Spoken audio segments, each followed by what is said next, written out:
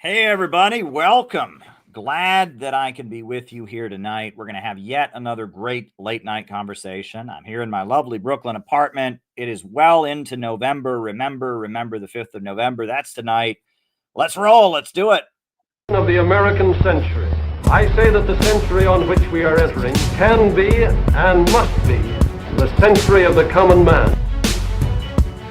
A radical redistribution of economic power.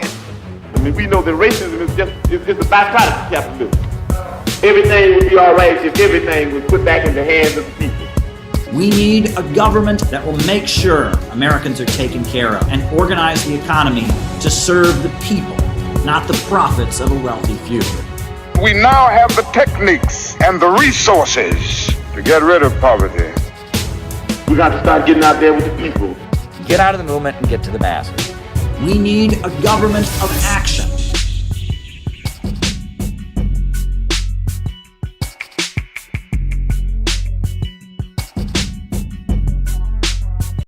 Welcome, everybody. I am so glad to be here with all of you tonight. I had a lovely day with my wife, I must say. It's getting to be winter time here in New York. It's a little chilly. It's not completely cold. My wife and I both had business in the city this afternoon in Manhattan, and we took the bus home and we watched the sunset over the city in Manhattan. Absolutely beautiful. I recommend you do that if you are a New York City resident. Be on the highway. We took the special bus back to our neighborhood in Brooklyn instead of taking the subway, and we took the special bus and we watched the sunset. Very, very beautiful thing. And we are living very, very interesting times. We're going to have just a regular live stream, just like we always do. I'll give my opening remarks, and then from there, we'll do the roll call, and I'll call you all out as I see you, names and locations. Then I'll answer your questions. Now, we've got like 3 questions that are already here, and then one more question that I missed. Kate Johnson, if you're watching, I do apologize for missing your question. I will address your question. You'll be the first question addressed tonight, Kate Johnson. And then we got a couple other questions. There are 3 ways to send questions for the second half of the show. The first is via Rumble Rants. The second is Caleb Moppin 22. But the way I would really prefer you send your questions for the second half of the show is buy me a coffee. That is the best, the most efficient way to send your questions. So buy me a coffee, send your question that way. Like I said, just another live stream tonight. Couple announcements. First of all, the organization that we are part of, that we are building, that's doing great work around the country, is called the Center for Political Innovation, CPIUSA.org. We've been doing great work. We were in D.C. this weekend to support the Uhuru movement. We're doing outreach at food banks. We have a special palm card about why is there hunger in the richest country in the world, what's wrong with globalism, imperialism, and it's really great stuff, connects it to the international struggle, and we're doing great stuff. The Center for Political Innovation. Join the Center for Political Innovation. And coming up in January, we are going to kick off the new year with a great all-day event. Starts at 2 p.m., ends at 9 p.m. in New Jersey. It's going to be an awesome little shindig. It's going to be called The Earth is Awakening, America Should Join. It'll be in New Jersey. I don't know why it's going around and around and around in a circle like that. Maybe I should try to upload the image another way. That's weird. I'll try to do the image another way. But yeah, put the image on the screen here. It's going to be a great event out in New Jersey, all day, 2 to 9 p.m. We got a dinner buffet for attendees. It's going to be good stuff. StreamYard is messing up tonight, and I'm not thrilled about it. We'll try it another way. Hold on. Don't like technical difficulties, but they happen. Hold on. We'll just put it on the screen another way. But it's going to be a great event, and I hope that you will come to our event in New Jersey, especially if you're in the area. That would be great. We're kicking off the new year. We've got big plans. We're going to have another convention in the coming summer. We're already doing great outreach, and CPI is the real anti-imperialist movement in this country, right? There's a lot of people talking on the internet. There's a lot of endless personal drama and internet shit talking, but we're the real deal. And join CPI or be left behind. That is kind of our attitude. And that's kind of the attitude that you have to have, because, we are, window. Here we go. So let me see if it'll let me share it this way. Can you see it? Very good. That's our event coming up on January 11th. Earth is Awakening. America should join. So go ahead and register. We have the hotel all reserved and everything. It's near the Newark Airport in New Jersey. Not giving away the specific location. That'll be given to registered attendees. But yeah, go ahead and register if you'd like to come to the event. It's going to be a great event. Hold on, let me just give you the link to register for the event in New Jersey, January 11th. It's going to be absolutely phenomenal, and I hope that you will be there. To kick off the new year of anti-imperialist organizing, we are building a network of people. Earth is Awakening. America should join. So go ahead and register for the New Jersey event. It's going to be a great way to kick off the new year. So that's going to be good. I'm working on getting that event together. People are coming in from around the country. I was talking to the musician today on the phone, and it's going to be great. It's going to be a really, really great little shindig out there in New Jersey. So join us for that. Another quick thing, I do have a new website. I've got a new website, calebmaupinbooks.net. CPI is the organization, but if you're interested in just the work that I put out, the books and all of that, visit calebmaupinbooks.net, my new website. And I'm really glad that it's up there. Shout out to the person who put the website together for me. They did an excellent job. My new website, calebmaupinbooks.net. I recorded this morning with Academic Agent, the YouTube channel. He's a post-left, YouTube guy, very educated, very into history. We had a wide-ranging conversation. I can't wait until that's online, by the way. We talked for quite some time, much longer than we planned to talk. That was great. And tomorrow I am hitting up Do Dissidents podcast. I've been wanting to go back on there for a while. We've done specials before with Do Dissidents about my book on the Houthis and about all kinds of stuff, about my Kamala Harris book. So I'm hitting up Do Dissidents, and they are on fire. They are really, really growing. So I'm really looking forward to doing Do Dissidents tomorrow. So many great things are happening. Our organization is hitting the streets, doing awareness at food banks, and a lot of great stuff is happening. So, CPI, Dare to Struggle, Dare to Win, Anti-imperialism is on the march. So, like I said, folks, we'll be doing just another live stream tonight, a normal late night conversation. So if you've got something you would like me to talk about in the second half of the program, you can send a question. There are 3 ways to send questions. You can send Rumble rants. You can cash at me at Caleb Maupin 22. But the absolute best way to send questions is buy me a coffee. And also, you don't have to be live. That's the other good thing about Buy Me a Coffee. You don't have to do it live. You can do it if you're watching this tomorrow and you got a question. You can do it, right? 3 questions came before the stream even started tonight. Buy me a coffee. There's no time limit. So if you're watching this 2 days from now or a week from now and you want to send me a question to answer on these streams, send it. So if you got a question, buy me a coffee. Best way to send your questions. All right, folks. So I wanted to talk about a couple things. We have a new mayor in New York City, just won the election, Zohran Mamdani. Did I vote for him or didn't I? I ain't telling. And my position has been that, there is a very, very strong case for voting against him, and there is a very, very strong case for voting for him. And I actually spent quite a bit of time agonizing, should I vote for him or should I vote against him? And I will tell you the strong arguments I made for either. The strong arguments for voting for him are that he was the most anti-Israel. And this is New York City, where Zionism is just a plague on the politics here. And the hysterical opposition to him was insane. Absolutely insane. And they were calling him, saying he was an Islamist and saying he was all these crazy things, that he's a terrorist, that he hates Jews and that he's a communist. And, and all of that was so ridiculous and stupid. There's a strong case for voting for him just to repudiate that. On the other hand, though, he is not a socialist in my view. He is pro-imperialist. He supports U.S. attacks on Venezuela. His wife was heavily involved in trying to overthrow the Syrian government. He's endorsed from the highest levels of the American establishment, and he's not going to make things in New York City better. I mean, there's a really slim chance of him actually delivering on what he's promising to do, because he seems to have the political establishment written all over him. He's actually a supporter of Israel. He's not really anti-Israel. He's anti-Netanyahu. But he says Israel has the right to exist. He's a two-state solution guy.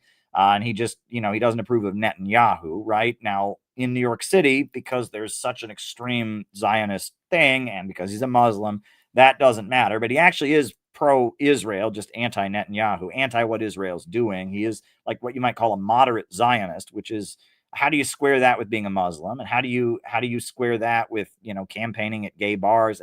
There's a lot of questions there. And he seems to just be the political establishment dressing up in radical veneer. And it's going to lead to a lot of miseducation and confusion. So an argument for voting against Mamdani would be, for the next couple of years here, we're going to have to explain to people that no, socialism is not compatible with wanting war against Venezuela. No, socialism is not compatible with wanting to overthrow the Syrian government. No.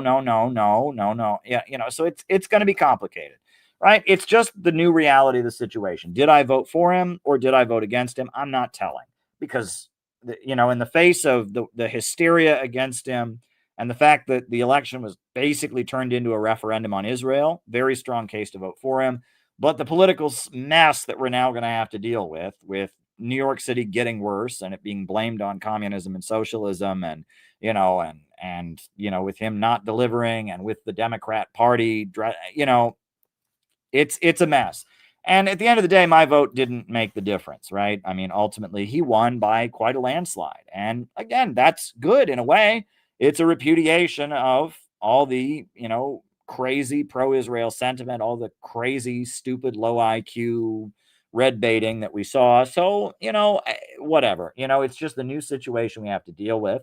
And it raises a lot of questions. There's a lot of exciting stuff, a lot of new things, new possibilities that this opens up. And it's just a new reality of the political terrain. And so I'm just going to talk about a couple things. First of all, Center for Political Innovation, we have been out there opposing Israel from day one. And, if anybody knows about Israeli cancel culture, it's me. There is an article from Haaretz, right? Type in Haaretz and Caleb Maupin, and you will find a lovely, lovely article written by Alex Reed Ross, the journalist, in 2019. It's called The Anti-Semitism Fest, where Russian spies, Code Pink, David Duke, and the Nation of Islam make friends and influence people, right? I've never met David Duke. I've never met any Russian spies. I don't know where they get this from, but it's this hate article that Haaretz published about me that was designed to cancel me in 2019. And actually, it was in 2014 and 2013. I went to two conferences in 2014 and 2015. I went to two conferences in Iran, the New Horizon Conference. The Israelis were not thrilled about it. Obviously, they didn't like it that I went to this conference in Iran. The conference was actually denounced on the floor of the U.S. Congress because, it was an anti-Israel conference in Iran. They called it a hate fest. And I was immediately, it was put all over the internet that I was a Zionist, and I was an anti-Israel, anti-Semite, and it was pretty wild. For example, there was like some group of pro-Israel Muslims in Azerbaijan, and they put out a fatwa against me. I received notice that we have put out a fatwa against you for slandering Israel. My parents got creepy letters in the mail sent to them by like creepy Zionists. And, it was pretty weird. And eventually I got a knock on my door from the FBI. And it was pretty wild. And so I've been on Israel's hate list for quite some time. The Israel doesn't particularly like this guy. That's nowadays, that's something that a lot of people appreciate. What's interesting is When Israel launched its campaign against me personally, it was quite effective, because a lot of leftists, a lot of people that claimed to be anti-Israel, went along with it, right? The memo got sent out that because I had gone to this conference, because I had met with Alexander Dugin, the very important intellectual in Russia. I was therefore a neo-Nazi, a white supremacist. When I said rich, it was secretly a code for Jew and all of that. And that's how Israel operates, right? It's just, if you are somebody that they consider to be their enemy, they move against you, right? And they defame you and all of that. And so I've been on Israel's hate list for a long time. And I'm kind of used to it. And at this point, I feel like, back then that hate list was much smaller. Now that hate list is so big because ever since October 7th, there's been so many protests and all that. I'm probably not as big of a concern to Israel as I used to be. I feel like at one point they were giving me a lot of attention.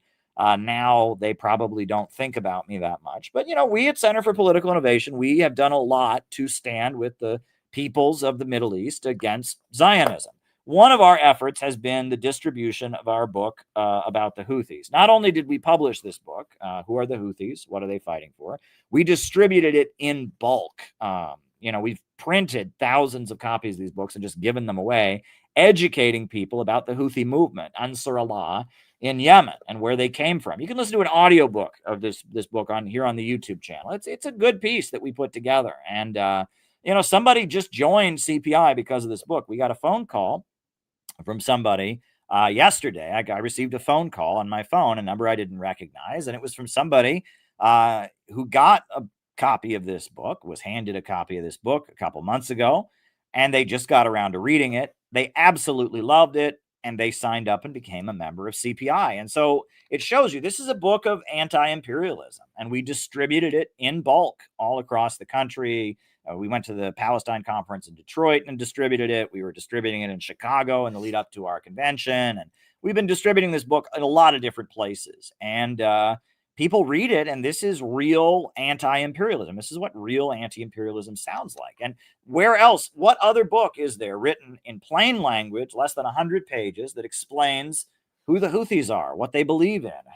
Has quotations from their founder, from the sermons of Hussein al-Houthi and all of that. This is something I'm quite proud of. I'm glad that we put this book out there. It's a good contribution to the conversation. It's one of our successful operations that we distributed. We published and distributed a book educating the American people about the Houthis and why they're in line with the American people. And in fact, Noah, our member from Boston, gave a great talk based on this book at our recent convention. So you can read all about it. That's something that we did. And, we've gone to pro-Palestine demonstrations, and I made a documentary about Iran when I was in Iran in 2015 called Iranian Dream. If you go to the CPI website, you hit films, you can watch Iranian Dream, this film that I made about what Iran is really like and why the Israelis are lying about it. And,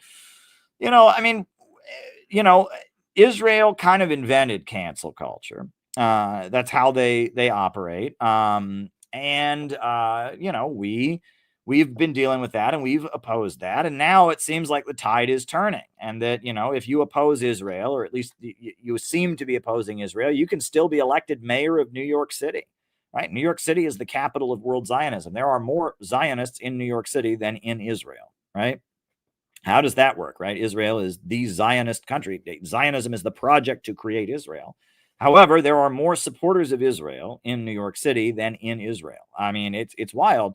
But yet somebody who's perceived as being an enemy of Israel, which he's not really. If you listen to what he said, he believes Israel should exist, which I don't know how a Muslim can believe that, but that's what he believes. He believes that Israel should exist. It just should stop killing the Palestinians, which, good for him for thinking that. And he was elected mayor of the city. That's pretty wild. And he says that if Netanyahu comes here, he'll arrest him.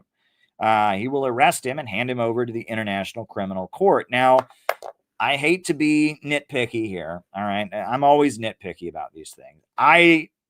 If you want to get technical, all right, as much as I don't like Netanyahu, I don't agree with that because I don't believe in the International Criminal Court. And there's probably people here going, Caleb, oh, no, he should be arrested. Yes. Netanyahu is a war criminal. Yes. Netanyahu is a mass murderer, etc.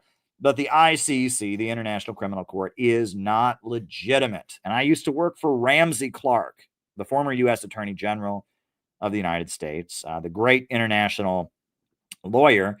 And he would be the first one to say that if there had been any talk of an international criminal court, the United Nations would never have been founded, right? The ICC is a complete violation of the territorial integrity and the rights of every country in the world. It should not exist.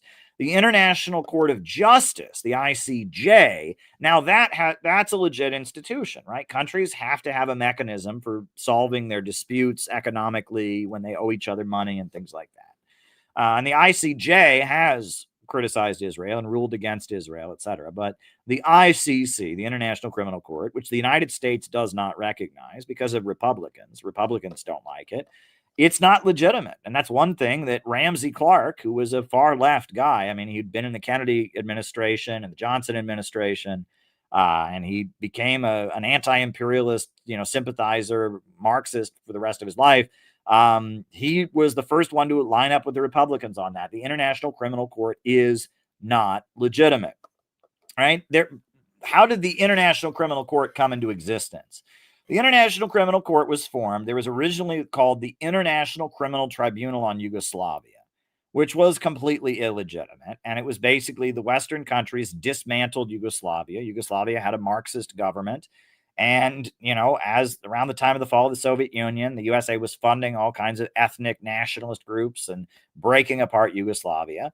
And the Germans and the French and the British set up this entity that, Slobodan Milosevic and various people, mainly Serbs, who'd been part of the Serbian government, were dragged before this body they invented and charged with war crimes and thrown in jail in The Hague. And it had no basis of legality whatsoever. You can't just invent a court, but that's what they did. And after that, they said, well, you know what? We're not just going to have it be the International Criminal Tribunal of Yugoslavia. We're going to make it the International Criminal Court. And we're just going to declare this court based in The Hague. We're going to say it has legitimacy for the entire world. It's not legitimate at all. And since it became the ICC, after the International Criminal Tribunal on Yugoslavia, when it became the International Criminal Court, every single person that has been tried and convicted by the ICC has been African. Every single one. Now, we talk about racism in American courts and all of that. Could you imagine any court anywhere in the world where every single person convicted was of a certain race? I mean, it is completely bullshit. And it does things like issue arrest warrants for Netanyahu, issue arrest warrants for U.S. troops in Afghanistan. It does that every so often to try and maintain its credibility, but it knows very well that there is no way in hell that Netanyahu is ever going to be in custody. So it doesn't matter, right? They know that, those U.S. troops in Afghanistan are never going to be apprehended and they're never going to be tried. The U.S. government has actually said that if any American ever ends up in the International Criminal Court, the USA has the right to invade The Hague. Right? It's called the Hague Act. The USA passed a law. Not only is the International Criminal Court not recognized by the United States, that if they ever arrest and try an American, the USA will invade and bomb The Hague. Like it's completely, the USA doesn't recognize it. So they issue an arrest warrant for some U.S. troop in Afghanistan who, killed some innocent people. Nothing's going to happen. They issue an arrest warrant for Netanyahu. Nothing's going to happen. And it gives them legitimacy to do the dirty work that they do against African leaders. And it's a colonial operation. And so I don't recognize the ICC. And the U.S. government doesn't recognize the ICC unless it's going after Russia. When the ICC issued an arrest warrant for Russian President Putin, all of a sudden the USA loved the ICC. And that's ridiculous. The USA doesn't even recognize the ICC. But I guess when they're going after Russia, the ICC exists. So you got to be careful. And who is the main lobbyist? Who's the main guy who supported the ICC? You guessed it, George Soros. Who else, right? And it's globalism. I mean, it's just part of it's in there with the World Economic Forum and the International Monetary Fund and the World Bank. It's part of globalism. ICC is a globalist institution. It's not legitimate. And so while I am happy that someone is so opposed to what Netanyahu's doing that they would arrest him, I do not believe in any collaboration with the International Criminal Court. And again, I hate to be nitpicky there. I really do, right? But that's why I take this seriously. I refuse on this issue and many other issues.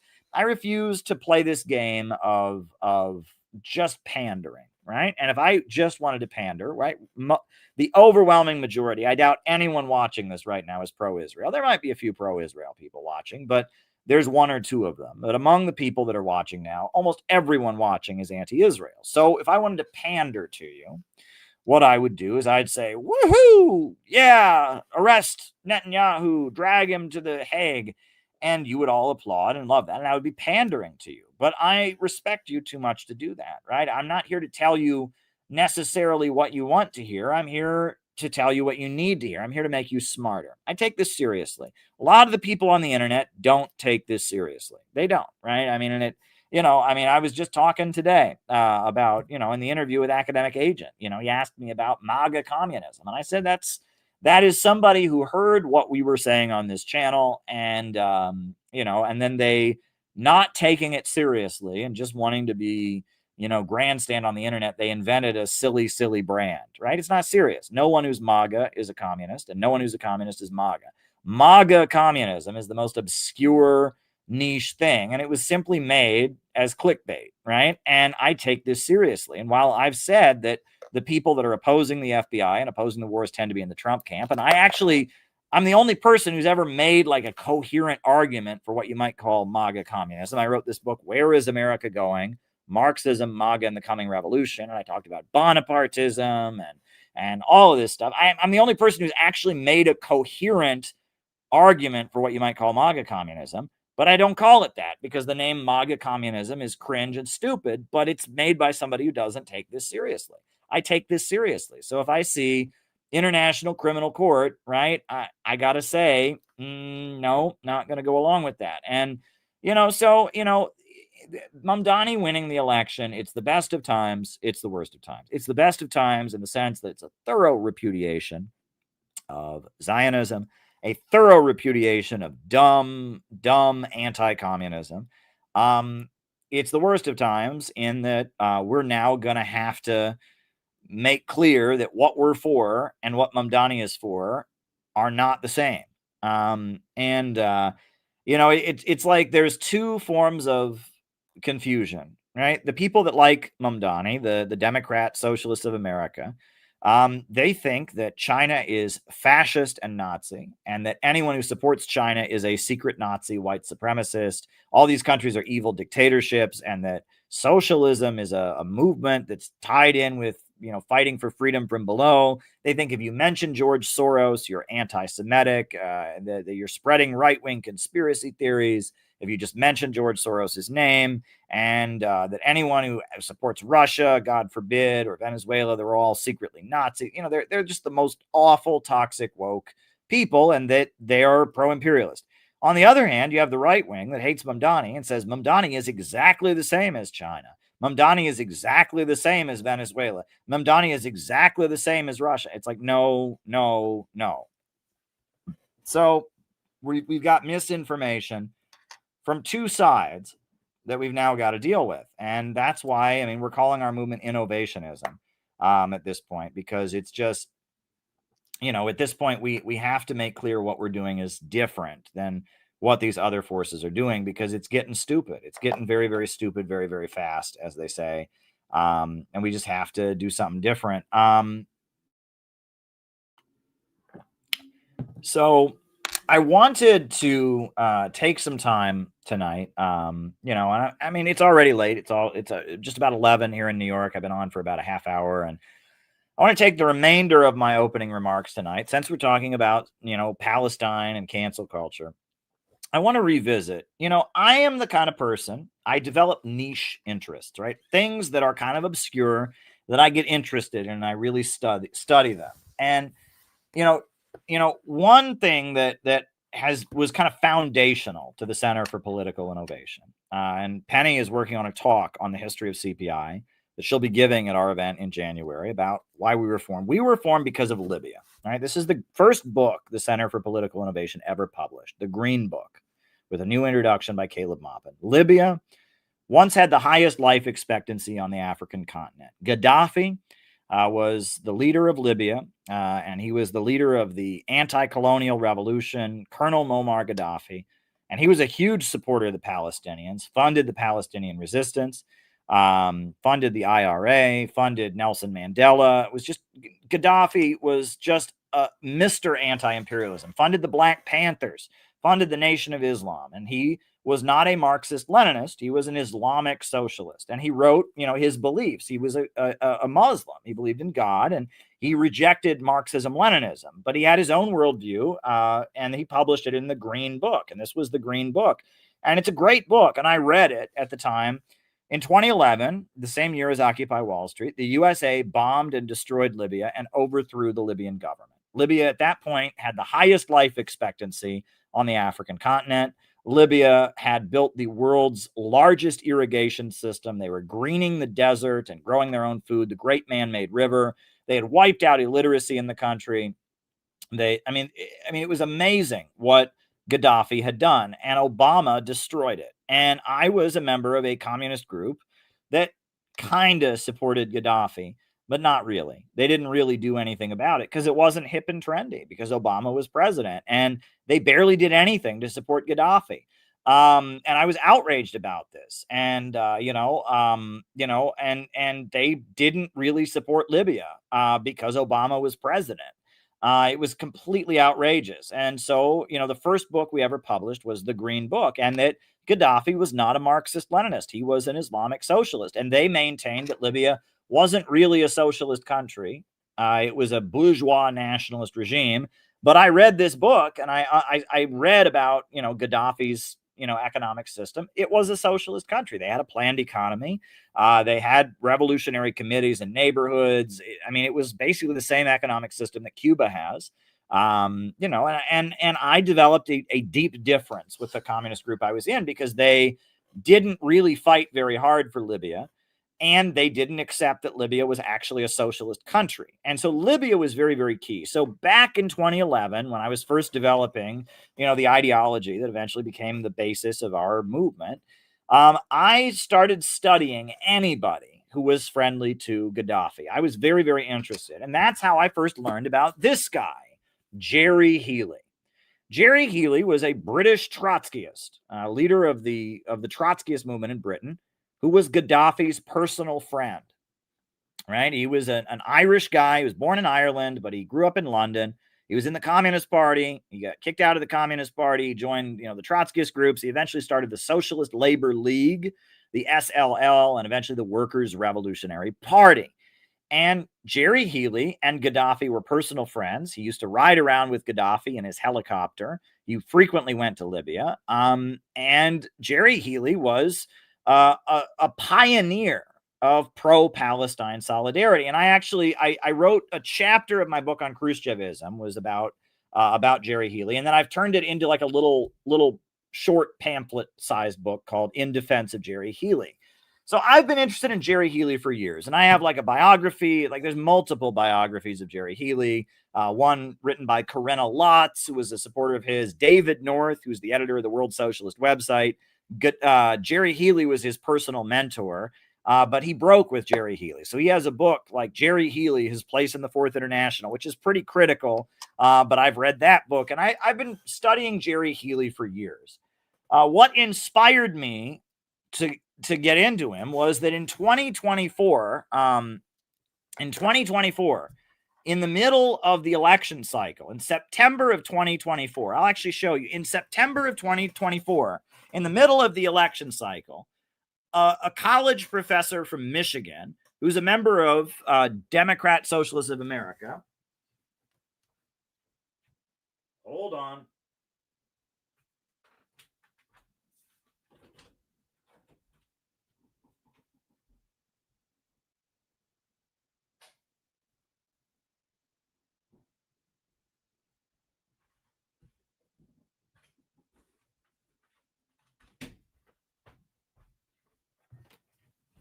Oh well, I can't find the book, but it doesn't matter. But anyway, in 2024, last fall, in the middle of the election, this college professor who's a member of DSA,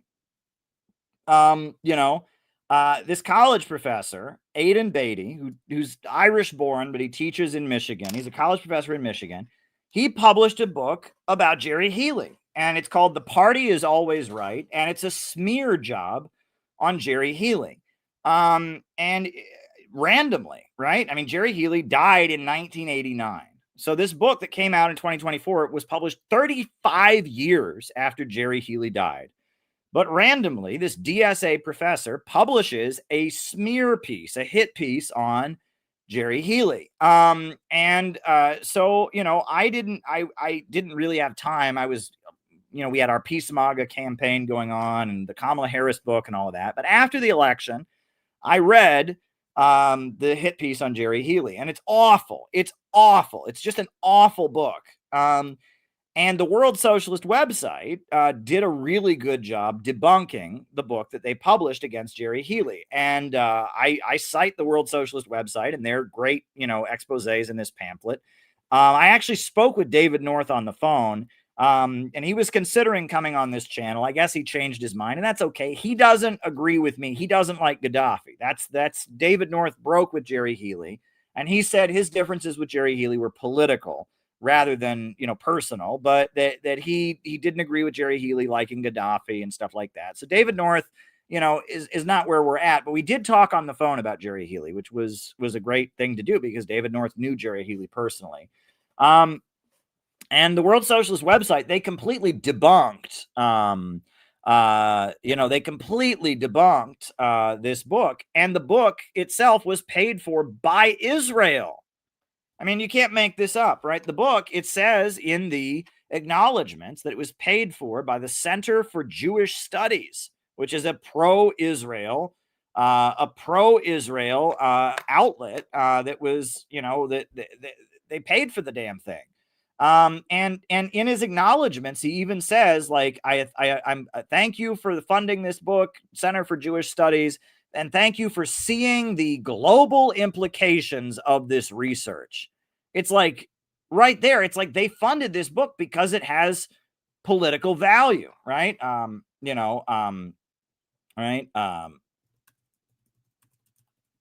Israel paid Aidan Beatty to write this screed against Jerry Healey.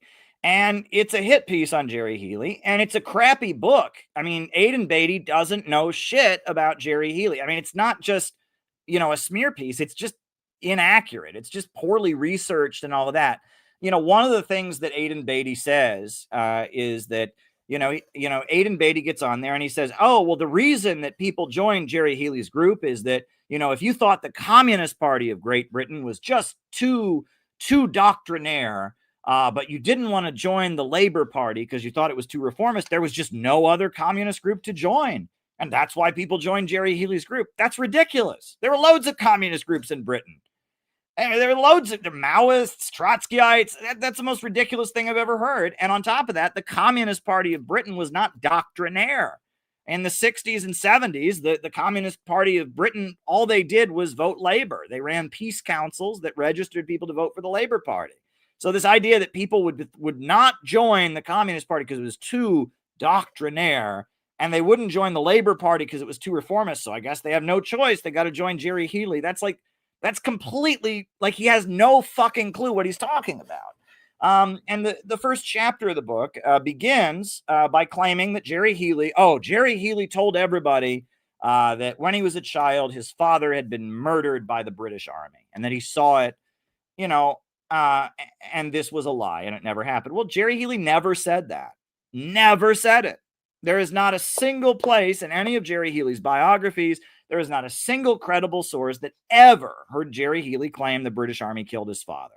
But that's the first chapter of the book, is all Jerry Healey said the British Army killed his father, and he's a liar and a con man and don't believe anything he says. Like, that's the foundation of the book, is Jerry Healey claimed that the British Army killed his father and they didn't. And that's not true. And, David North and the World Socialist website, to their credit, they went and interviewed Jerry Healey's daughter. Did your father ever tell you the British IRA killed your grandfather? Nope. They've interviewed, they've looked through all the archives of the newspapers. Nowhere has it ever, did Jerry Healey ever claim that the IRA or that his father was killed by the British Army. It just didn't happen. But that's the foundational lie of the book. And the book goes from there, and it makes all kinds of claims. And it's like the guy who wrote it, like, it was paid work, right? He wasn't really interested in it. And one thing that they do is they claim Jerry Healey, surprise, surprise, was anti-Semitic. And why is he anti-Semitic? He said that the British press, the British media, was biased against Israel, and that means he hates Jews and he thinks Jews control the media. I mean, it's like, unbelievable, right? I mean, just the stupidest Zionist smear. And you go through, this book that DSA published with Zionist Israeli funding. They published this book smearing a long dead communist anti-Israel activist, Jerry Healey. And they're smearing him because of the fact that he was a friend of Gaddafi, right? Gaddafi's a brutal authoritarian dictator. How dare he? That kind of thing. But what's also so interesting is that, I recently did some more reading about Jerry Healey. And I mean, Jerry Healey was like amazing in so many ways. For example, right? I've told you all before, he recruited the actress Vanessa Redgrave, a very famous actress. She joined the Workers' Revolutionary Party, and she was a very famous actress, and she made the first widely circulated film defending the Palestinians ever made. Was made by Vanessa Redgrave. She made this film, and it was circulated all over the world.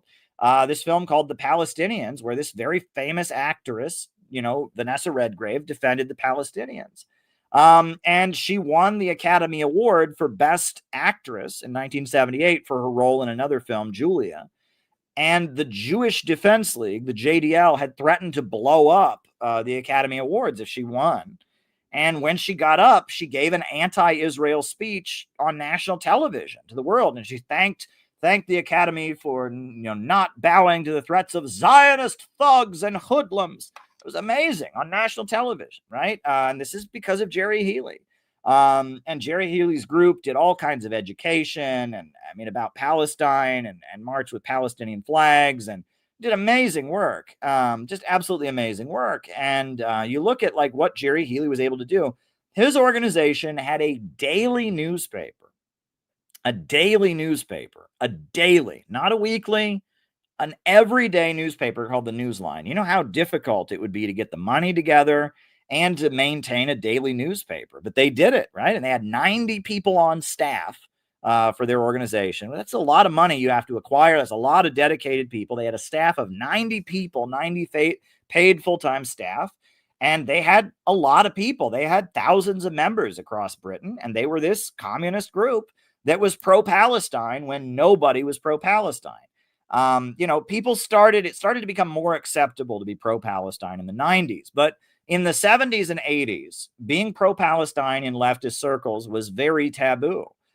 Because leftist circles, there were so many Jewish people in leftist circles, and because the Holocaust was in recent memory and all of that, you couldn't be pro-Palestine. And the Communist Party, up to this day, has a pro-Israeli position that Israel, quote unquote, has the right to exist, etc. The Communist Party didn't speak against Israel until 1967, and even then it was very mild. And that even groups that were anti-Israel, like the Socialist Workers' Party, they opposed ever bringing it into the anti-war movement because they said it was divisive, and that being pro-Palestine was a very unpopular thing to do in the 70s and 80s, but Jerry Healey did it.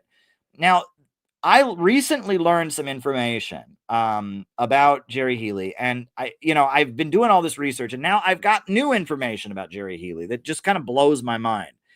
So Jerry Healey, he was the leader of the Socialist Labor League and the Workers' Revolutionary Party, and that even his greatest opponents, they hated him, right? They hated him, but they were in awe of him. They said, no man ever carried an organization the way Jerry Healey did. That's a quote. There's a book called The Prophet's Children by Tim Woolforth. And he said, no single man ever carried an organization the way Jerry Healey did.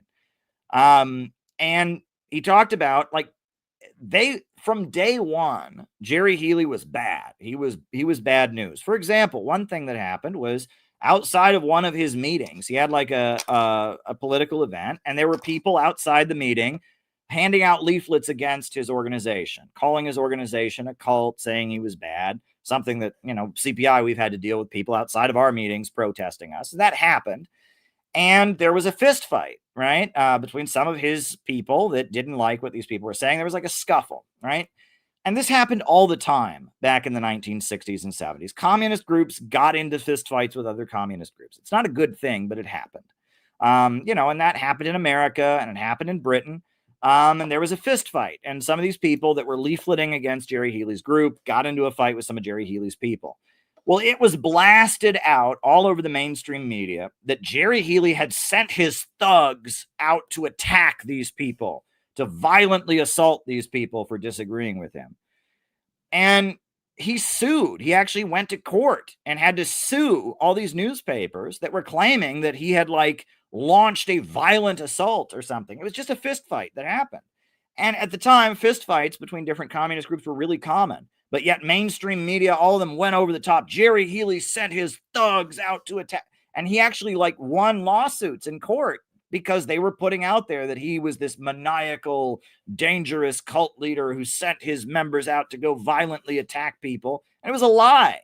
And that's why I say they LaRouched him before LaRouche, because that's what happened with LaRouche, right? Lyndon LaRouche, his group, in America, they got into fistfights with the Communist Party. And all kinds of people in communist groups got into fistfights with all kinds of other communists in the 1970s. But for some reason with LaRouche, it's like, oh my God, they got into fistfights. They're bad people. When, Maoists fought the Communist Party fought Trotsky. All kinds of communists were fighting each other. But LaRouche is the only one that LaRouche is evil because his people got into fistfights, right? So I say they LaRouched Jerry Healey before they LaRouched LaRouche.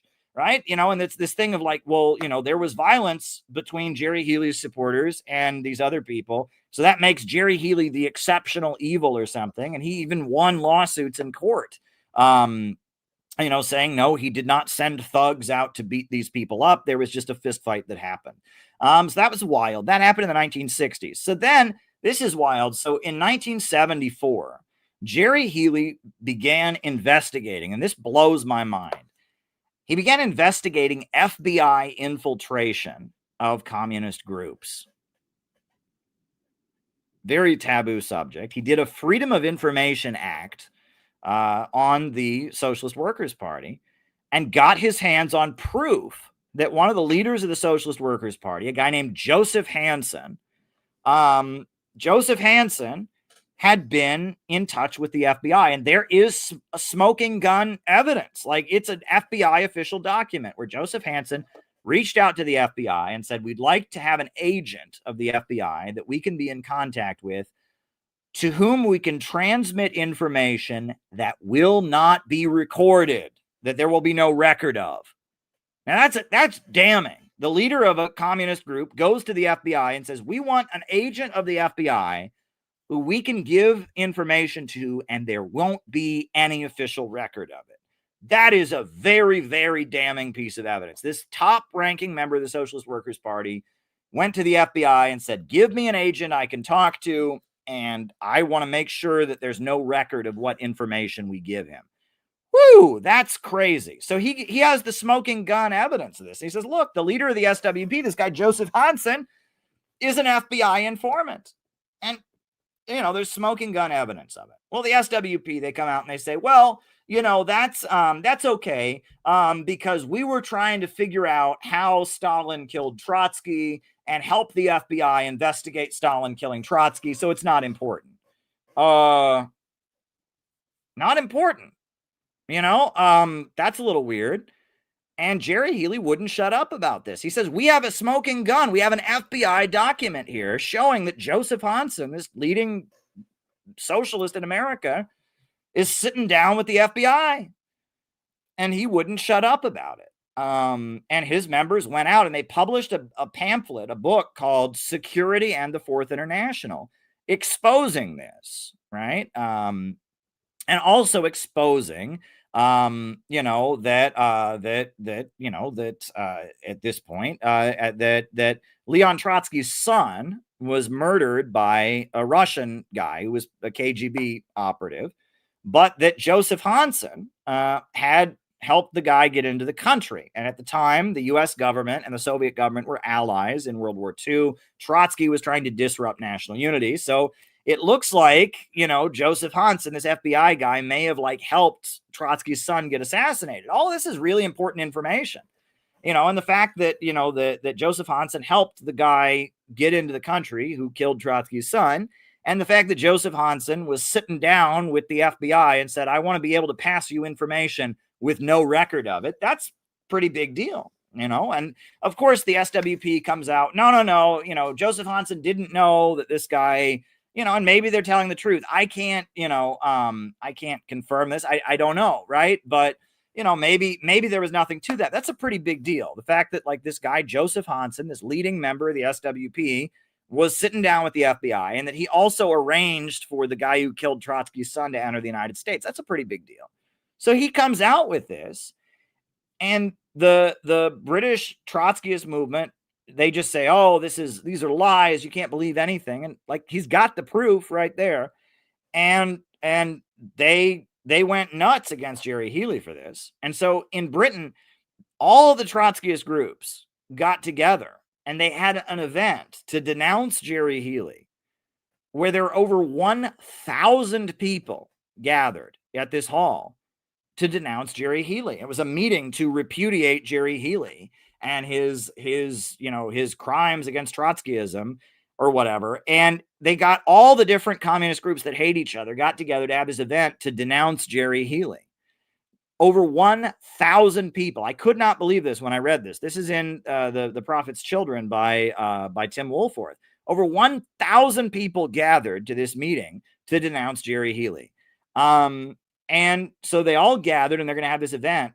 Jerry Healey showed up.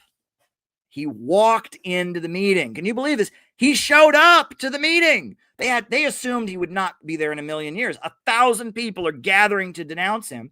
He walked into the meeting. He had like 12 of his supporters and he showed up. He showed his face at the meeting. And even though he was way outnumbered, there's like 1,000 people, Jerry Healey walked in, and these people, they said their hearts skipped a beat and they were terrified. They were nervous, right? And the room fell silent. Jerry Healey walked into the meeting. Yeah, Jenny, I can't put that on the screen, but I mean, he showed up at the event. And for 2.5 hours, they defamed him from the podium. They talked against him. You know, they talked against him. And so finally, when the event was coming to its end, they were having a Q&A discussion. And he said, I want to speak. I want to defend myself. And they wouldn't let him speak. And he said, no, you've talked against me for 2.5 hours. I want to speak. And they were so scared. They wouldn't let him speak. And it's like that was just a confession that he was right. He was right the whole time. Right? He was 100% correct. He was right. Because, the fact that they had 1,000 people there and the meeting was all about Jerry and how bad Jerry was, and they wouldn't let him speak. I didn't know about this, right? This was a detail I was not aware of. And I mean, the fact that he could walk into a room with 1,000 people in this huge hall and they wouldn't let him speak. And then he confronted them. Like, I am like blown away. And when I think about Jerry Healey, right? I think about like, there's something that happens, right? And it happened to Lyndon LaRouche and it's happened to me. And it happened to Jerry Healey too, which is that if you're sincere, if you really are a sincere anti-imperialist, the memo just gets sent out by the Mossad and by Israel and by the CIA and FBI that you're bad. And they can't explain why. You're just bad. You're bad. Right? And that's the memo that got sent out about me. You're bad. And they did it to Jerry Healey. And the reason keeps changing. First, he was bad because he sent his people out to beat up people handing out leaflets. Well, he went to court and he sued, and that wasn't the case. And then he was bad because he was accusing the SWP of collaborating with the FBI when he had proof they were collaborating with the FBI. And then finally in 1985, then he was bad because of some sexual drama. And if you look into the details of that, I mean, he didn't rape anybody. He didn't sexually assault anybody. Did he abuse his authority to some degree or other? Did he engage in some kind of misconduct? Probably. But he's not the monster. I mean, he was not a rapist.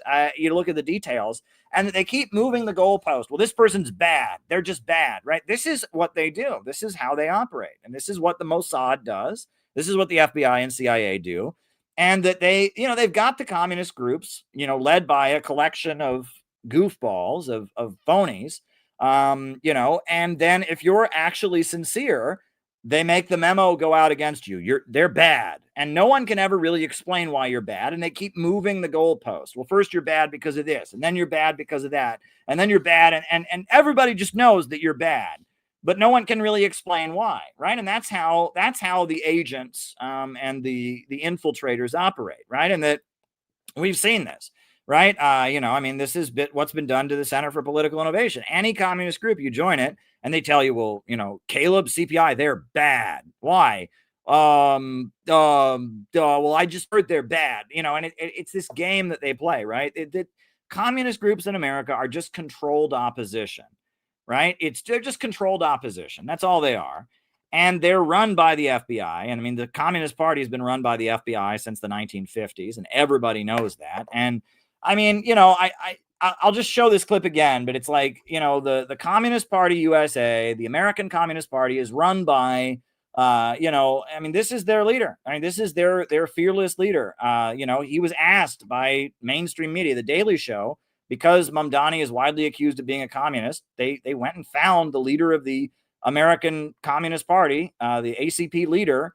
They found him, this guy who is the leader of the American Communist Party, Joe Sims.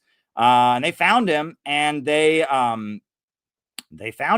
interviewed him about Mamdani being called a communist. I mean, and this is what the leader of the ACP said about Mamdani. I just like. This is a joke. If there ever was a joke, it's this one. This is the leader. This is the top leader of American communism. This is the main guy running the American Communist Party, asked about how our next mayor is widely accused of being a communist. Communist. You're saying Mamdani's a communist?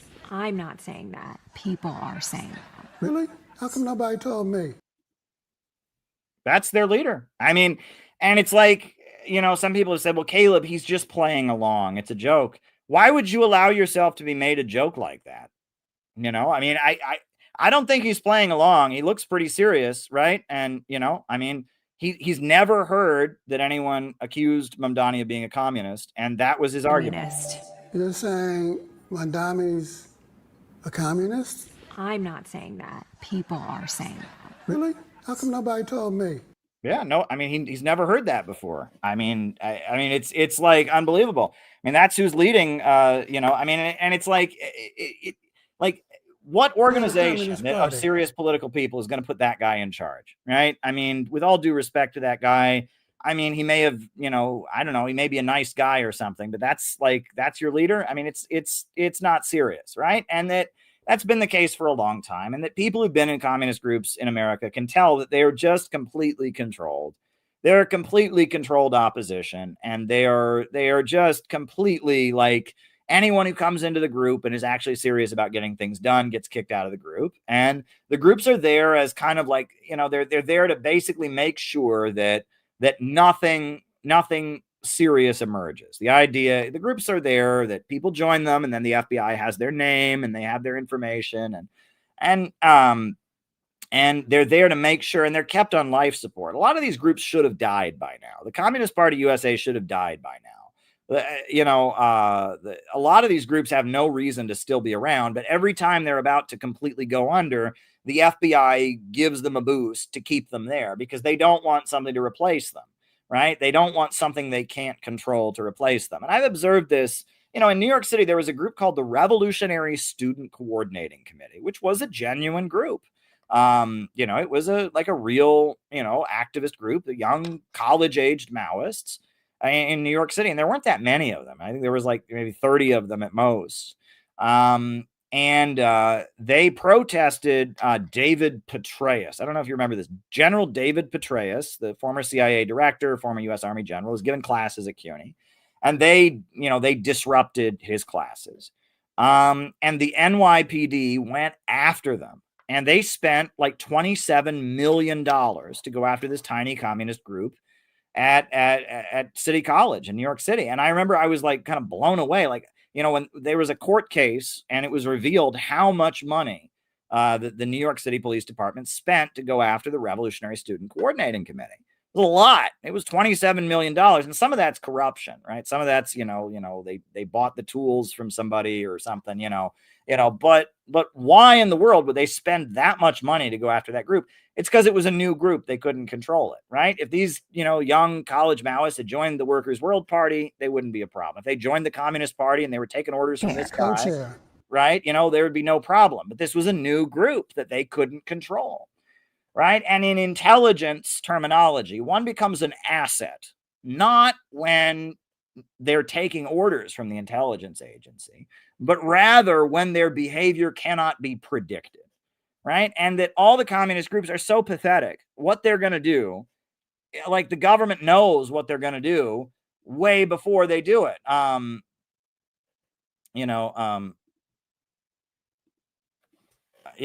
what they're... it knows what they're going to do before they're going to do it. They're not a threat, right? But this new group, this Revolutionary Student Coordinating Committee that confronted David Petraeus, they were actually a threat, and so they had to be taken out. And that's kind of what happens, right? That Jerry Healey, the way they went after Jerry Healey and the way they're still smearing him after his death, it's been a fascinating interest of mine, and that Jerry Healey was a sincere anti-imperialist. He was from the Trotskyite tradition or whatever, but he supported Gaddafi and he supported, Libya, and he built a real anti-imperialist movement in Britain, and that couldn't be allowed, right? And that is what they were really afraid of. And so I just wanted to bring people's awareness to it. If you haven't read this little pamphlet that I made in defense of Jerry Healey, it's less than $10. It's on Amazon, and it has not only the biography or the piece I wrote about Jerry Healey, it also has my introductory essay about Gaddafi and Libya and the Green Book. So check it out. I'm proud to have written this. And that, as we're building an organization, I feel so good about CPI. I just got to tell you, I feel great about the Center for Political Innovation. We just had a members call. We have a weekly check-in with members, and it's Gabby is out there in Chicago. She is going to food banks and distributing our leaflet about anti-imperialism. Why are people hungry in the richest country in the world? And Penny, she's doing great work out there. The LA people, they're out in the streets every day, right? The LA branch, Dan and Ishmael and Steven, and they're just out there all the time. We got new people joining, a new member out in LA. And we're doing great stuff, right? And Noah and I were just at Uhuru, and it's we're doing really, really good stuff, right? And we're doing it. We're like what Jerry Healey was doing in Britain. We're actually doing it, right? When the Uhuru movement was raided by the FBI, we immediately had them at our conference. We immediately did everything we could to promote their case. We had a UN press conference. I confronted the UN the spokesperson for the Secretary General about it at a UN press briefing. We had a UN press conference about it. I asked the Russian president about their case. We went to Florida. We supported them, right? We supported them because that's what you should do. Everyone who was anti-imperialist was threatened by what the government was doing to the Uhuru movement. And these, for some reason, the Joe Sims American Communist Party was not threatened by it, right? They didn't do anything about it. They claimed to support Russia. They got members living in Russia, but Joe Sims American Communist Party, they didn't do anything about it, right? It doesn't even occur to them that maybe if the government's trying to make it illegal to work with Russia, maybe you ought to do something about it. Didn't even occur to them. In fact, one of their own members, one of their own supporters, got his home raided by the FBI, and they didn't do anything about it. They didn't even speak about it, I mean, it's like unbelievable. So, you look at this and it's like we saw the Uhuru movement was being threatened and we did something about it because that's what you do. And it wasn't because we wanted to look good, and it's not because we wanted something out of it. It's because that's what one should do. And when the American people are losing their food stamps and food banks around the country are experiencing a huge demand, that's an opportunity to educate people about anti-imperialism. And we're doing it, right? And when the when the leader of the Russian Direct Investment Fund is having a meeting with the Trump administration to talk about building a tunnel under the Bering Sea that would create millions of jobs for the American people and get us closer to the BRICS economy and further away from the dying British Empire and the colonial economy of the NATO countries, we had a rally in New York City to support it. And, when the USA is bombing Yemen, and the Houthis are standing with the Palestinians, we printed a book in bulk and we distributed it. Like, there's just so many examples. Like, we are really doing anti-imperialism. Some people are LARPing on the internet. Some people are dressing in silly costumes and putting on an internet show. We're really doing it. And if you want to really do it, join the Center for Political Innovation. And if you want to just, pretend, you can play pretend. There's no law against playing pretend. But all these people that are playing pretend, I just got to be real with you, right? If all this is a TV show, right, which is what a lot of this is, it's just a TV show for a lot of these people. And if it's just a TV show, you're going to change the channel pretty soon. Okay. And let's be real about that, right? That's just how it works, right? Influencer careers, 5 years max, they usually 2 years, right? And if all this is a form of internet entertainment, eventually you will change the channel and you'll be entertained by somebody else. And we all know them. We know people that they were a communist for a couple years, then they were a Buddhist, then they were a fascist, then they were a libertarian, then they were an anarchist, and they were never any of those things, right? They were never any of those things. All they were was passive consumers. And Lauren Southern, of all people, has a great video about this on her YouTube channel, about how on the right, on the internet right wing, people adopt new religions all the time. So, people on the internet right wing, they become Orthodox Christians, they become Ortho Bros, they become Catholic, they become Muslim, they become practitioners of Norse mythology. But they never really do any of those things. They just read about them on the internet and listen to podcasts. And none of those religions, none of them were meant to be an intellectual exercise. If you're going to be a Muslim, there's a reason Muslims have the pillars of Islam. They pray every day and they pay the zakat and they fast for the month of Ramadan. And like, being a Muslim is not an idea. It's a way of life, right? And being an Orthodox Christian, you're not meant to be an Orthodox Christian in front of your computer. Being an Orthodox Christian means that you are part of an Orthodox church. You're part of that community. You get married in an Orthodox church. And it's like, ideology is meant to serve practice. It's psychological and organizational technology. That's what ideology is, right? And that it's meant to hold people together to serve, human, cultural, sociological purposes. And that if you're not supposed to be a communist on the internet. You're not supposed to, right? And if you're a communist on the internet, it's not going to make any sense to you and you're not really going to get it. You're supposed to be a communist in an organization that's struggling for working class power and against imperialism. You're not supposed to be an anarchist on the internet. You're supposed to be an anarchist in an organization. You're not supposed to be a Christian on the internet. You're supposed to be a Christian in a church. You're not supposed to be a Muslim on the internet. You're supposed to be a Muslim in a mosque. And that none of these ideologies will make sense to you if they are a form of internet entertainment. They're a form of intellectual stimulation. And you will eventually move on. And I can guarantee you that. You might think, Caleb, that's not true. Caleb, I'm watching you right now. I'm a total anti-imperialist for now. But if all you ever do is listen to me, eventually you're going to listen to somebody else, right?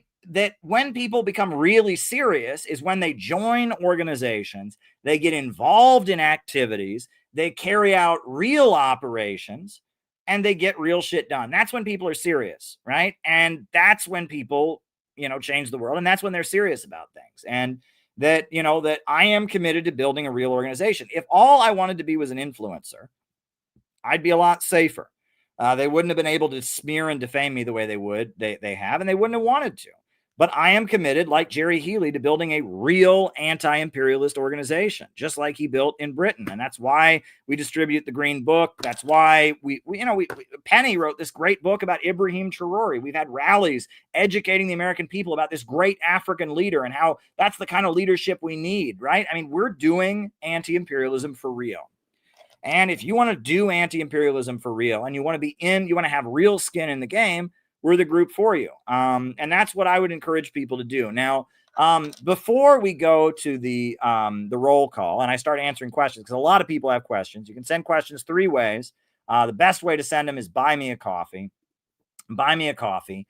I think Penny actually sent the video she wants me to show tonight as a Rumble rant, but I'm just going to show it now. Penny sent a video that she wanted me to show, kind of a compilation of some of the disruptions that she did in Minneapolis of the No Kings rally. So I'm going to put that video on. Think of good questions to ask me for the second half of the show. And we'll do the roll call after Penny's video, and then I'll answer people's questions. Let me get Penny's video here of how we disrupted the No Kings rallies to say hands off Venezuela. Again, great. I mean, we interrupted Keith Ellison. We around the country, we were saying hands off Venezuela. So we're going to put Penny's video on. After that, I will answer people's questions, and we'll do the roll call first, then I'll answer questions. So send questions for the second half of the show. You can send Rumble rants. You can send Cash App. The best way to do it is buy me a coffee. So yeah, we're just going to put Penny's video on. And of her, intervention at the No Kings rally in Minneapolis, huge rally. She had a big impact. A lot of people heard her doing it. And from there, okay, I'm having trouble downloading it the way I normally do, so I'll use this other downloader. And then from there, we'll answer questions. And I will start with Kate Johnson's question, which somehow got overlooked. And I do apologize for that, Kate. I didn't mean to overlook your question, but we'll get to it tonight, so yeah, just waiting for Penny's video to download, and we'll show that, and then we'll do what we got to do. But you all are great. And, tomorrow I'm doing Due Dissidence. I recorded with Academic Agent, and the new website is up, and we're moving toward this great event in January. I'm very, very excited about it. Very, very excited about it. We're doing great stuff here. So yeah. All right. Okay. All right. Here's Penny's video. And we'll put it on. Penny, kind of going over her intervention at No Kings. Then we'll do the roll call. Then I'll answer people's questions. So here we go.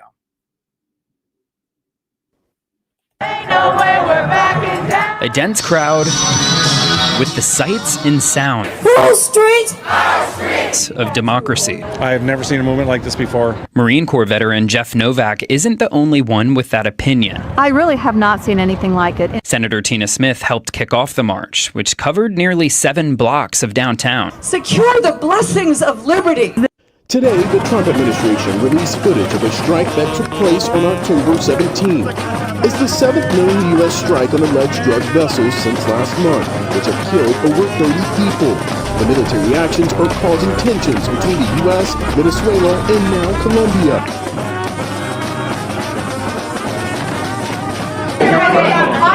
On Venezuela, there are survivors who have made us those strikes. What happens to the survivors? Well, I'll ask Marco to discuss that. Yeah, it's well known there's an ongoing narco-terrorist operation the United States has been conducting. As far as details of any recent strikes, we're not prepared here to announce all those details. If you hate America, go to Uganda. We got lots of room for you in Uganda. Uphold the Constitution, defend democracy. Donald Trump has won the presidency for a second time.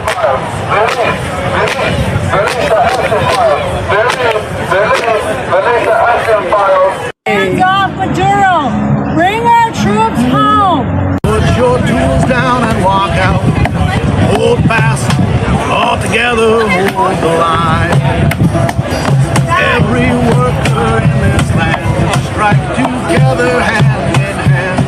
Hold fast, all together, hold the line.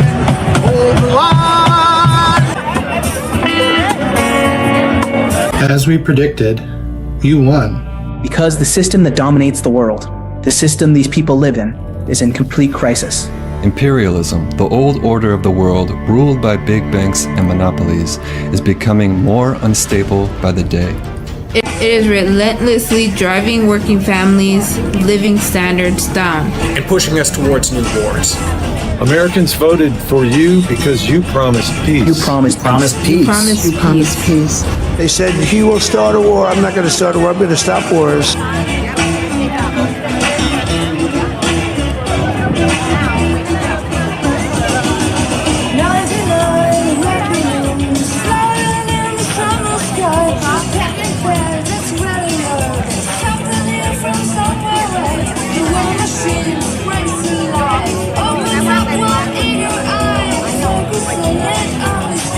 Es muy grande la causa que defendemos. Así que el cambio de régimen, además de ilegal, es inmoral. Y aquí no lograrán ni colonizar, ni esclavizar, ni a Venezuela, ni a América del Sur, ni a nuestra América. Y si algún día tocan a Venezuela, toda la América se levantará por nosotros, por el pueblo de Bolívar. For those who don't know, right now the U.S. is trying to destabilize Venezuela again, trying to take its resources by claiming that the government is in cahoots with narco traffickers. While we all know that the CIA, like there's a 60-minute segment that shows that a general that was smuggling was actually a CIA asset. Wow. So it's like kind of like mirroring what happened with the Iran-Contra. Yeah, it sounds like El Salvador in the 80s. Yeah, definitely. But this was in the 90s. So it's still not in a socialist government. Okay. Yeah. And why do I keep hearing about Israel's involvement? Well, the Venezuelan government has been very outspoken about the genocide that's currently going on in Gaza. So if you have a legit government calling you out about by name and word, by calling you a genocide, saying that you're committing genocide out loud, I don't think you're gonna like as Israel hearing that. Like when having that, they don't want to get put on blast. Yeah, they don't want to get put on blast. You could insinuate it and be fine with it, but like they don't want to be called out for what it is. Hello, everybody. I'm Lisa. I'm with Indivisible Twin Cities, and I want to thank every single one of you for being courageous and coming out today and standing up against fascism when everybody told you you should just stay home. Good job. This is what democracy looks like.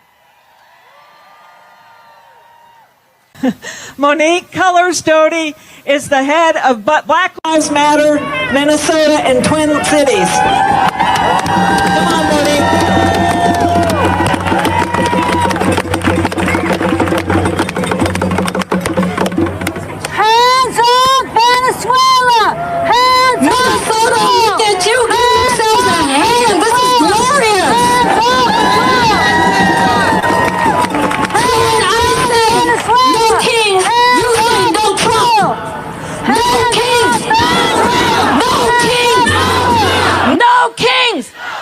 No kings!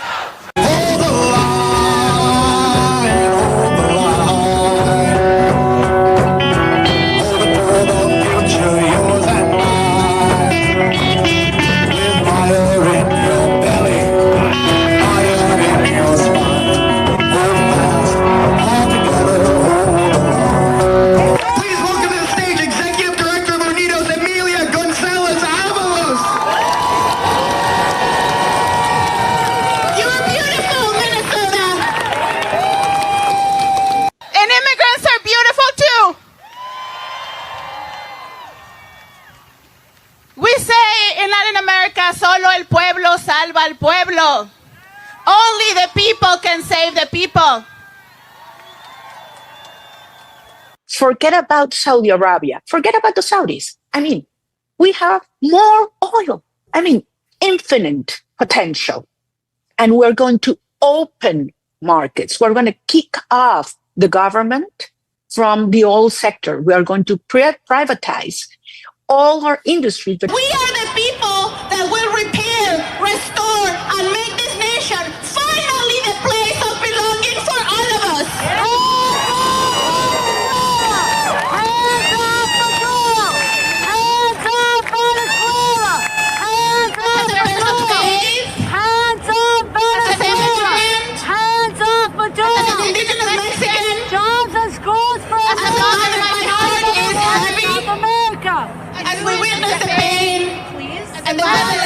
Venezuela.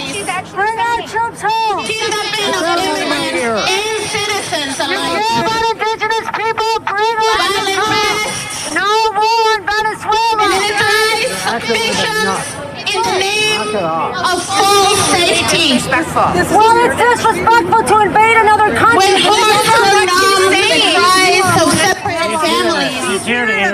We have turned away from the very image of the Creator in one another. Not anything to do with us. We began to forget what it is to be human. And America begins to forget what it is to be just. Trying to make Then give the woman who is an American here some respect. We're going to announce sanctions against Petroleos de Venezuela, Sociedad Anima, or PDVSA, as it's known by its Spanish acronym, the state-owned oil monopoly. Today's measure totals $7 billion in assets blocked today, plus over $11 billion in lost export proceeds over the next year. And he's become a face of the fights in the courts and in the streets against fascism. Please welcome to the stage Attorney General Keith Ellison. We don't only have a gun violence crisis, we got a oligarch crisis. So stop the war in Venezuela. You're worried about guns? Bring our troops home and stop bombing our country. No, stop the war in Venezuela. Jobs and schools for America. You want to stop school shootings? Let's stop selling guns to Nazis in Ukraine, huh? How about that? And what about the abuse of the criminal justice system? My dear friend and your dear friend, Tish James, is facing an indictment along with James Comey. This is an abuse of the criminal justice system. Basically, he took your Medicare and Medicaid and got rid of it so that he could give it the money to the billionaires. It is so evil, so wrong, and we can't stand it. Hands off Venezuela. I don't want our children to go to war. I don't want anybody's child to go to war. Tell me what Minnesota looks like. This is Penny, and what's your name? Steve. Steve, and we were at the No Kings rally. What is your demand? What do you want Trump to do? First of all, I would like him to stop invading various cities based on what their political preferences are. I think that's the first step towards martial law, and I think that's a really scary prospect.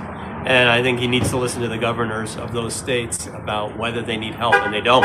There's no riots really going on or widespread rebellion or anything that the founders, chose to use troops for. Right. Do you see any similarities to the Pullman strike when the military was called in against the governors? Interesting. Wow, that goes back. Yeah. That was very labor-focused, but in terms of using federal power inappropriately, yes. Yeah. I'm sure. What about foreign policy? What are your demands for foreign policy for foreign Trump? policy? I would like to see support for Ukraine and a unified front against dictatorships. In Putin's case, that's invading a neighbor and causing insecurity in the entire region. Okay, so are you familiar with the 2014 Maidan coup when Victoria Nuland overturned the government and installed the far-right puppet government to attack Putin, attack the eastern Ukraine, the Russian ethnic Russians in eastern Ukraine? I don't know if I buy that narrative completely, but well, I mean, even the German Chancellor Merkel, when they had the Minsk agreements 1 and 2, she said that they agreed to these peace treaties just to give Ukraine time to arm again. So whether you like Putin or not, do you think we should be funding all these wars when we have our own problems like healthcare and education? I don't think it's an either or. I think we need to stand up for democracy around the globe, and I do believe that Ukraine is a strong democracy. Yep. Okay, thank you. Sure.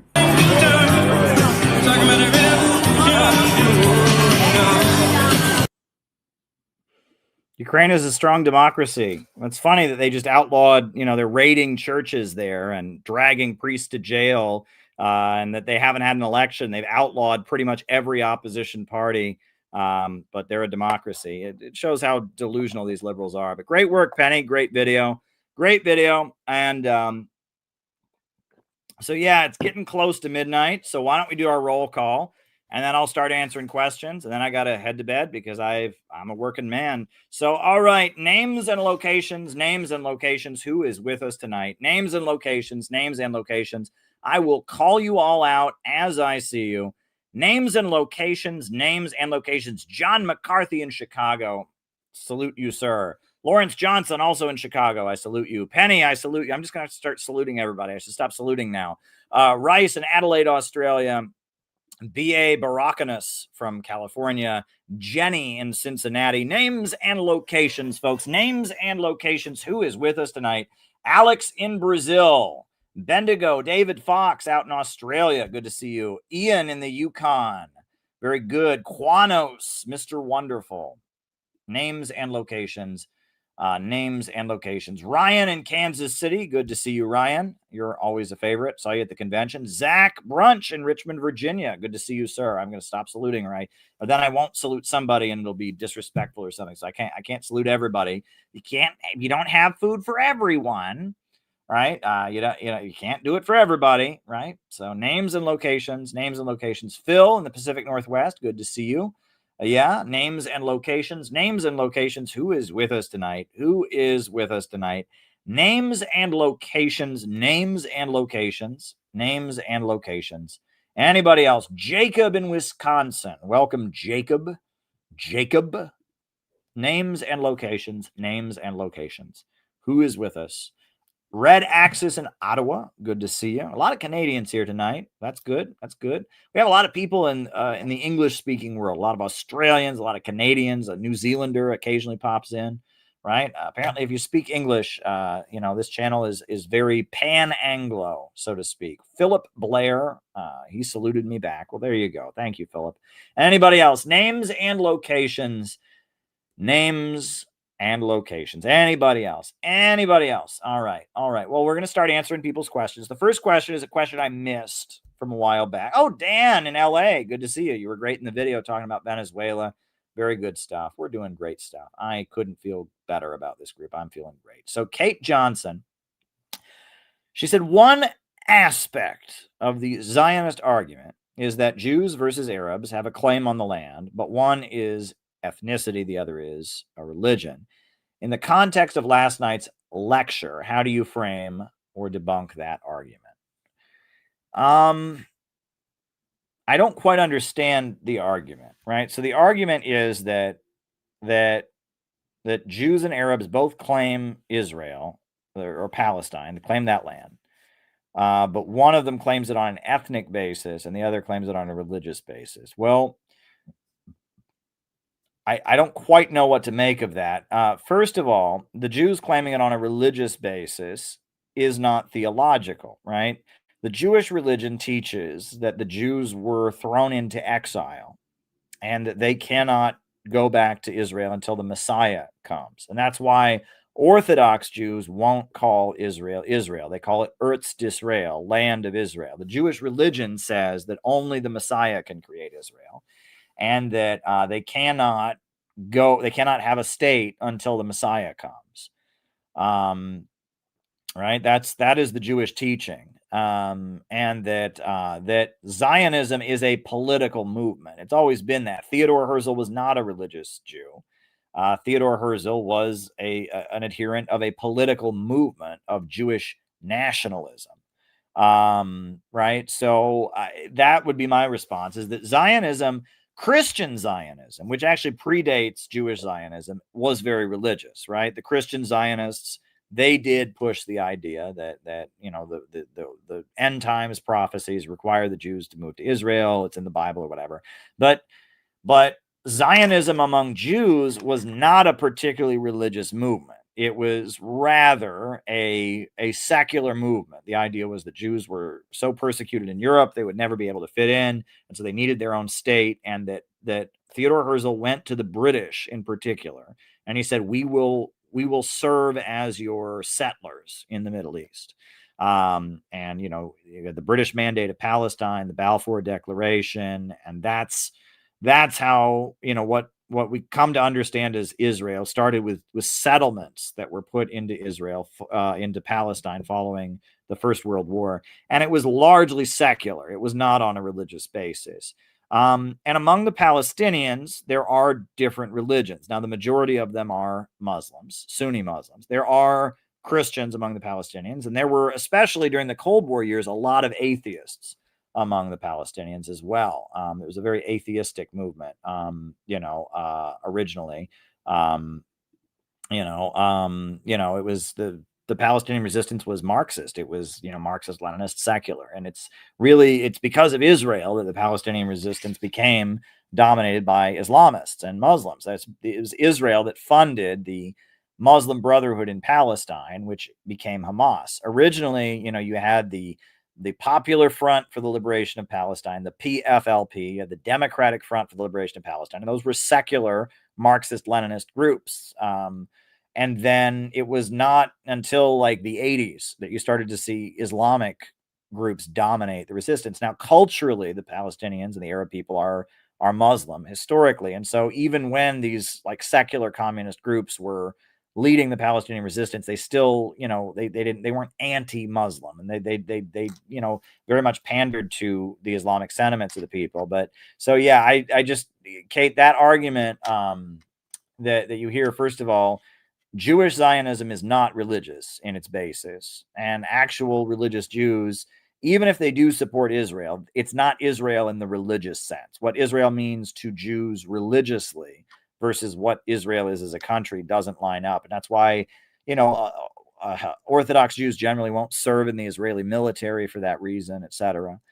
So there's that, right? And then also, the Palestinian resistance has not always been religious. I mean, it's been led by different forces. And so the demand is generally of the one state, is that there be one state there that represents all the people living there, which is not really that big of a, it's not that, I don't know, why is that offensive to anybody? Why shouldn't we have a government in a country that represents all the people living there? That's really what the Palestinians have always said. They don't want to kick the Jews out. They just want equal rights with the Jews, right? They just want a state that represents all of them. And what Israel wants is they want a state for Jews only. And the people that are here that are not Israeli citizens, that are not part of the Jewish state, don't have rights and get kind of, locked in the West Bank or in Gaza. And that, that is, it's pretty egregious.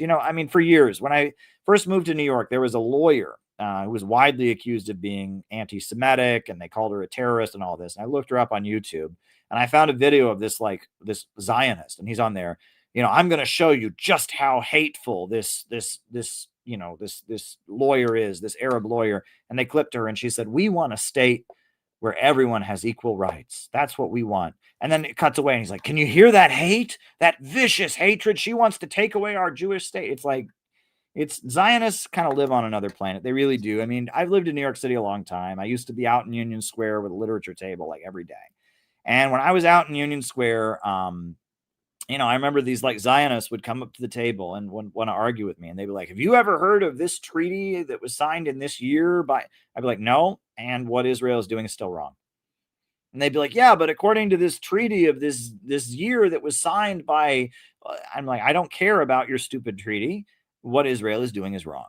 And that just annoyed them, because they were like, they had like practiced. They had this whole argument about some treaty that had been signed, and like Zionists are very strange like that. Another thing that I remember was this Zionist came up to the table, and he was telling me that the hammer and sickle was actually a Muslim sign, and that communism and Islam were the same thing. And that because this hammer and sickle has a star next to it on the Soviet flag, the communists are actually all secret Muslims. That was interesting to me. That was very interesting to me. I've heard it the other way from conservatives. I've heard conservatives say that Muslims are all communists, but I've never heard communists are all Muslims. That one was certainly interesting to me. So anyway, I hope that answers your question, Kate. It's just, look, there's like certain cliches you hear from people who don't know anything about it. They say, "Oh, they've been fighting for thousands of years." That was one when I was a kid. That's what they would always say. "Oh, they've been fighting for thousands of years." That was, and it's like, no, they haven't. They've been fighting since 1948. I mean, there were fights against the settlements. There were like riots against the settlements, like in the 30s. But no, it's like, oh, we can't, this ethnic people. Oh, it's like, that's a really common sentiment you would hear, and it's just not based in reality. But anyway, okay. All right. Now, I guess Gavin sent a question on Cash App, and it was a real quick one. He just asked me about this book, right? So this book, this was a gift I got. I had a friend when I was in college who was a librarian, and he loved to go to the used bookstores. And so he saw that there was a book on the shelf at the used bookstore for like $2 called Against Trotskyism. This is Progress Publishers, which was back when the Soviet Union existed. Their books printed in the United States was printed by a company called Progress Publishers. It's called Against Trotskyism, the struggle of Line and the Communist Party of the Soviet Union against Trotskyism, a collection of documents. And it's a compilation of like statements by the Soviet Communist Party against Trotskyism, basically, that have been published over the years. And it's just like various declarations that the Soviet Communist Party has made over the course of decades. A lot of like very short statements from the Soviet Communist Party against Trotskyism that they made. It was published in 1972, printed in the Union of Soviet Socialist Republics. And from what I understand, Progress Publishers in America, it was like basically it was like a book importing company that was tied in with the Soviet embassy. And Earl Browder, who was the Communist Party leader during the late 1930s and during World War II, he was expelled from the Communist Party, and so he became the Progress Publishers guy, and he became the Soviet Union's book dealer. And his magazine that he had until he died was called Distributor's Guide. And the reason it was called that is it was for people who distributed Progress Publishers books. So yeah, that's what this book is. It's a compilation of Soviet Communist Party documents against Trotskyism. It's a little dry, but Progress Publishers is interesting. They published the old Lenin, the official Lenin books.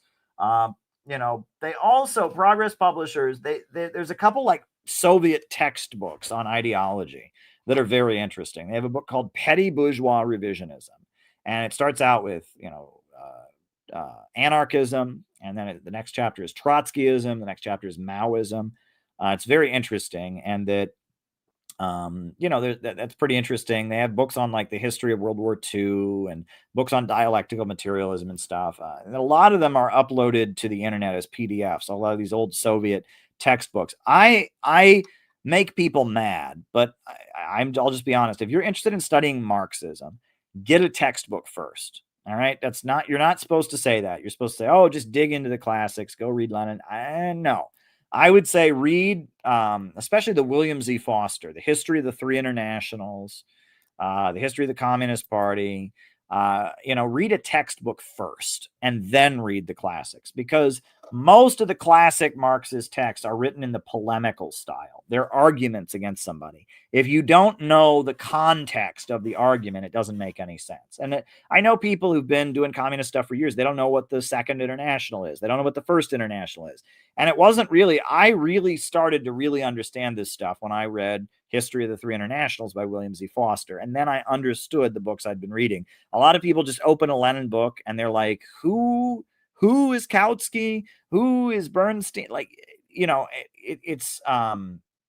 History of the Three Internationals is a good book. If you read that, you'll understand the context of all the debates. And then the books that are actually arguments, you can understand the context of the arguments.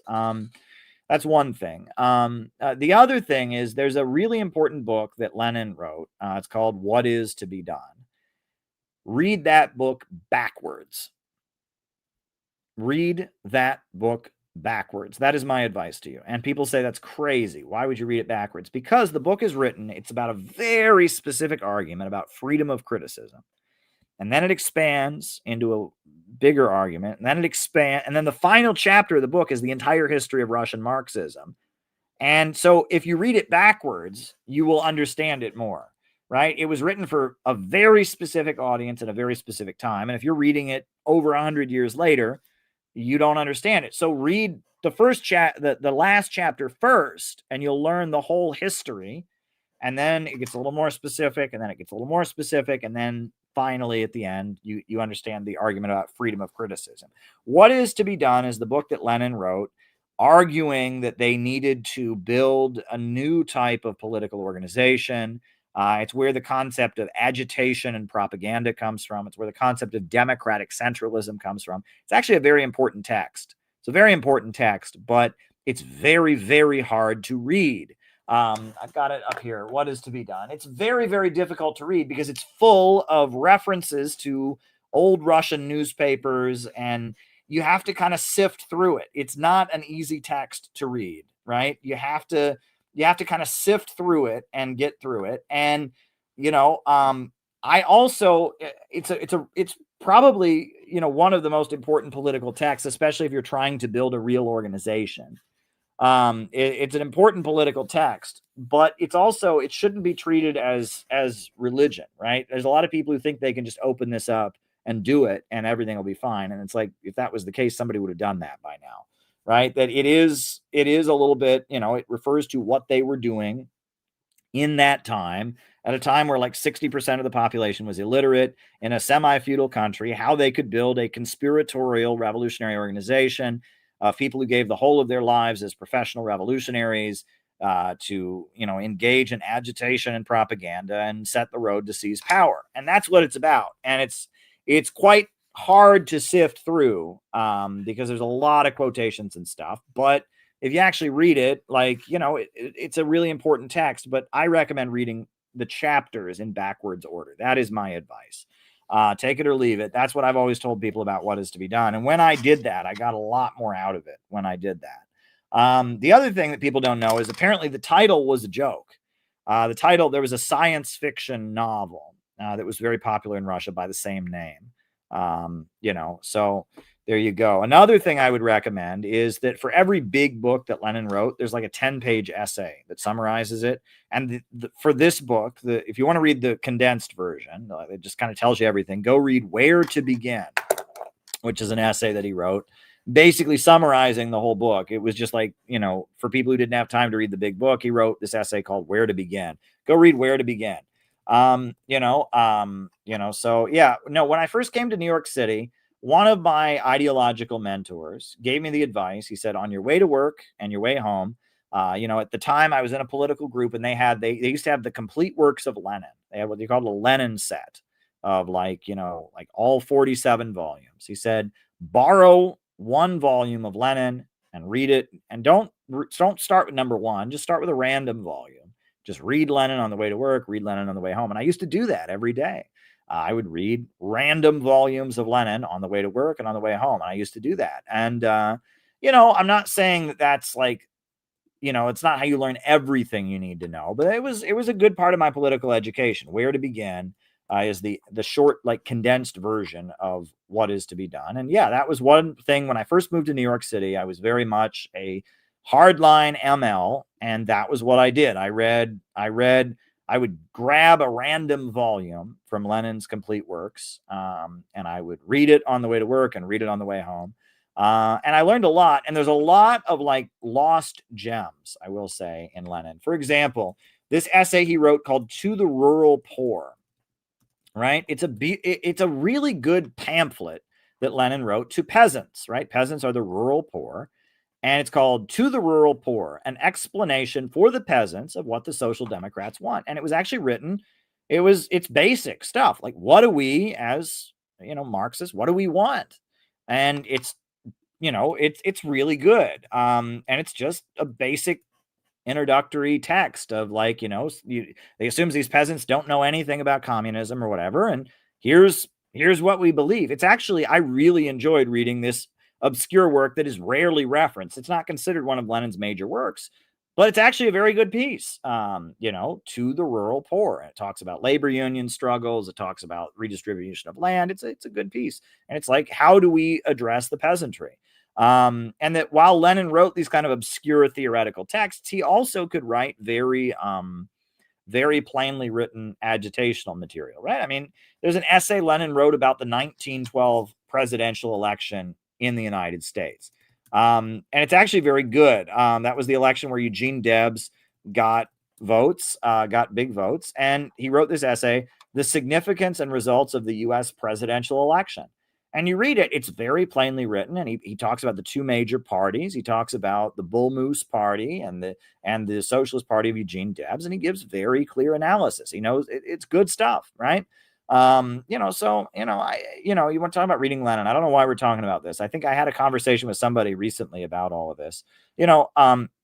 At one point in my life, that was a thing that I was doing very intensely, is I was reading the Marxist classics, right? And I was reading Lenin and, going through the complete works of Lenin. And, it's important stuff. It's worth digging into. And I am at the point where I don't think we have to, I used to believe that if we just did that in a pure way, everything would be fine. I don't think that anymore.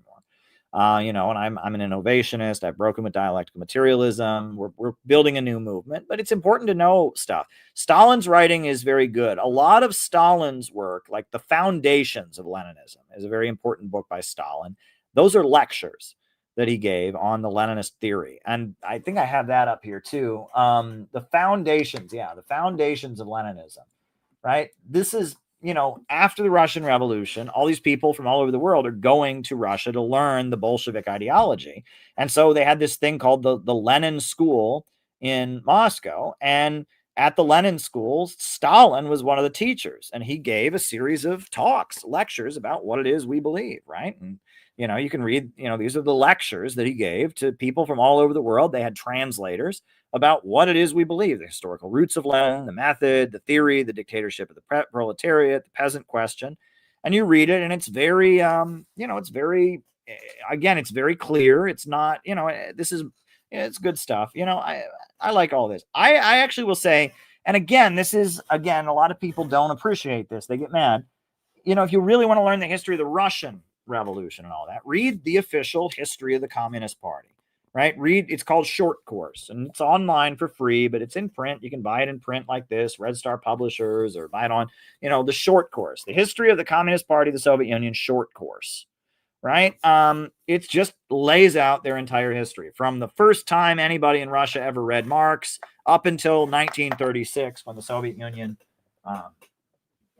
ratified the 1936 Constitution. It goes from the origins of Marxism in Russia and Plekhanov all the way up to the 1936 Constitution of the Soviet Union. And it's very good. And it goes into great depth about how the Bolsheviks organized like the Bolsheviks, for example, you wouldn't know this. If you just read the classics, you'll miss this important stuff. The Bolsheviks had two newspapers. And this is important information. Two newspapers. One was called Spark or Iskra. And that was their ideological newspaper that was illegal. And it was smuggled into the country secretly. And you could be arrested just for owning it. And it was very thick. And it was full of ideological essays about imperialism, about the national question, about, and it was illegal to own it. And it was this magazine, basically, that was like laid out their party line. It was their propaganda journal. But then they had what was legal, kind of. At times it was suppressed, was their daily newspaper that they didn't officially control. It didn't say it was run by them. Everybody knew they ran it, but it was just this daily newspaper called Truth, Pravda. And it was a daily newspaper that they just handed out in bulk at all the factories in the major cities. It was called The Truth and Pravda. And Pravda was mainly letters. It was almost all letters from workers, anonymous letters from workers describing the conditions of their job, expressing their opinion. And they would just give it out in bulk at factories. And a lot of the people couldn't read. And so it was very short letters from different people. And it was intended to be read aloud because a lot of people couldn't read. And so the idea was one person could read it and they'd read it to other people. And it was very short articles and people writing in about, this is the conditions in my factory. This is what I think about the war, and it was very basic. And it was also agitation. It was like stirring people up to a confrontation. Right. And those were the two papers. They had the agitational daily newspaper called Pravda, The Truth. And they had the ideological magazine for propaganda, for educating their membership, called Iskra, or the Spark. Very interesting. Very, very interesting. All right. All right. All right. So let's start doing the questions. All right. Now, Richard sent like 3 questions before we even started. He said, Richard asks, did Black Lives Matter fail? It seems like white Zoomers are becoming more racist. There's like an incident. I don't know about this incident. They're loosening the death penalty laws in North Carolina so that a mentally ill schizophrenic black man can be executed. I see no action from Black Lives Matter. I didn't know about that case in North Carolina. We shouldn't have the death penalty in America. And so that is certainly a concern. And I was not aware of that case. Did Black Lives Matter fail? I don't know. I mean, I will say, look, nobody used to talk about that issue. I talked about it, and I was, involved in police brutality issues, protests in Cleveland, but nobody talked about it until, it became really trendy to talk about in like 2013, 2014. And now there is widespread awareness about police abuse of African Americans, right? And that used to be a subject that, it used to be that nobody would talk about that issue. It was just off limits. TV news wouldn't cover it because they were afraid of the police messing them up. And then if you ever raised it in a white area, I mean, people of color obviously talked about it, but if you ever raised it among white people, immediately people would say that's not true. Immediately would people say, well, my uncle's a cop and he told me it's not true. And, it was like, I remember this. I was in college and it was, and if you were in a, for white people to talk about that issue and acknowledge that it was an issue was unheard of, right? Unless white people were communists, they didn't talk about that issue, right? If you were white and you were not a communist, you didn't talk about that issue. Now, there's widespread knowledge of that issue. So that in and of itself, there's like a widespread, like society widespread, even Republicans, conservatives, all kinds of people acknowledge that goes on and that there are wrongful deaths of people of color at the hands of law enforcement. I mean, so that in and of itself is kind of a victory. I mean, Chairman O'Malley of the Uhuru movement, he said Black Lives Matter wasn't a demand, it was a whine. And Elaine Brown, who was one of the leaders of the Black Panther Party, she said a similar thing in an interview that she gave, right? And that it had no demands. There was nothing that it was just kind of like, Black lives should matter, but they don't, was basically the message of the protests. And, now there is kind of awareness of that. As far as the racism among younger people, look, I think part of that is it's, even like way back in the day, I remember like people don't like to be told what they can and cannot say. All right. They just don't. Right. And it's like, like if you make something edgy, if you make something forbidden, people get interested in it. Like South Park, when the show first started, it was racist basically. And people liked that because it was like, it's breaking the rules. And that like, even back, long before woke, I remember there were a lot of like young teenage boys and stuff who would be racist because they were told not to be, right? I remember at my school, right? I went to a high school. It was about 15% black. There was a rule, no Confederate flags, racist symbol, right? It's offensive. And this dumb kid at my school, not going to say his name, I actually don't remember his name, showed up one day with a Confederate flag belt buckle on. And of course, they immediately told him he had to take it off. And he's like, it's heritage, not hate. I'm thinking, you're from Ohio. It's not your heritage. Just shut the fuck up. But it was like, why was he doing that? Because you're not supposed to, right? And part of being a teenager and part of being a young man is no one can tell me what I'm not supposed to do. So there's this whole thing, like they call Trumpers racist, right? And there's this whole like wokeification and anti-racist training. So yes, now a lot of younger people, younger guys in particular, love, who maybe they wouldn't have thought of it before, they now are being naughty and saying naughty words and stuff like that. Okay, right? It used to be that generally the response of conservatives to talk of racism is to say racism doesn't exist, right? They'd say it's just not real, it's just something made up, right? It existed a long time ago, but it doesn't exist. Well, now there's enough, like, they talk about white privilege and stuff like that in school, critical race theory and all that. So now you have a layer of conservatives that are like, I am racist. What's wrong with that? And they're just being dumb. Most of them are just dumb teenagers being edgelords, right? Do I think that conservatives now are more ideologically racist and no? I think that you get a lot more conservative young men who are edgelords who will be, I'm racist, so what? You get a lot more of that now than you used to, because now that space that the space that most people that were hostile to anti-racist movements lived in was this space of racism doesn't exist and you're just making this up. You can, that doesn't exist anymore. Right now, we've kind of eradicated that space where people that were opposed to anti-racist movements used to exist. So now there's a lot more of people saying, yeah, I am racist, so I think they were racist before, but they used to kind of hide in this, well, racism isn't real. And,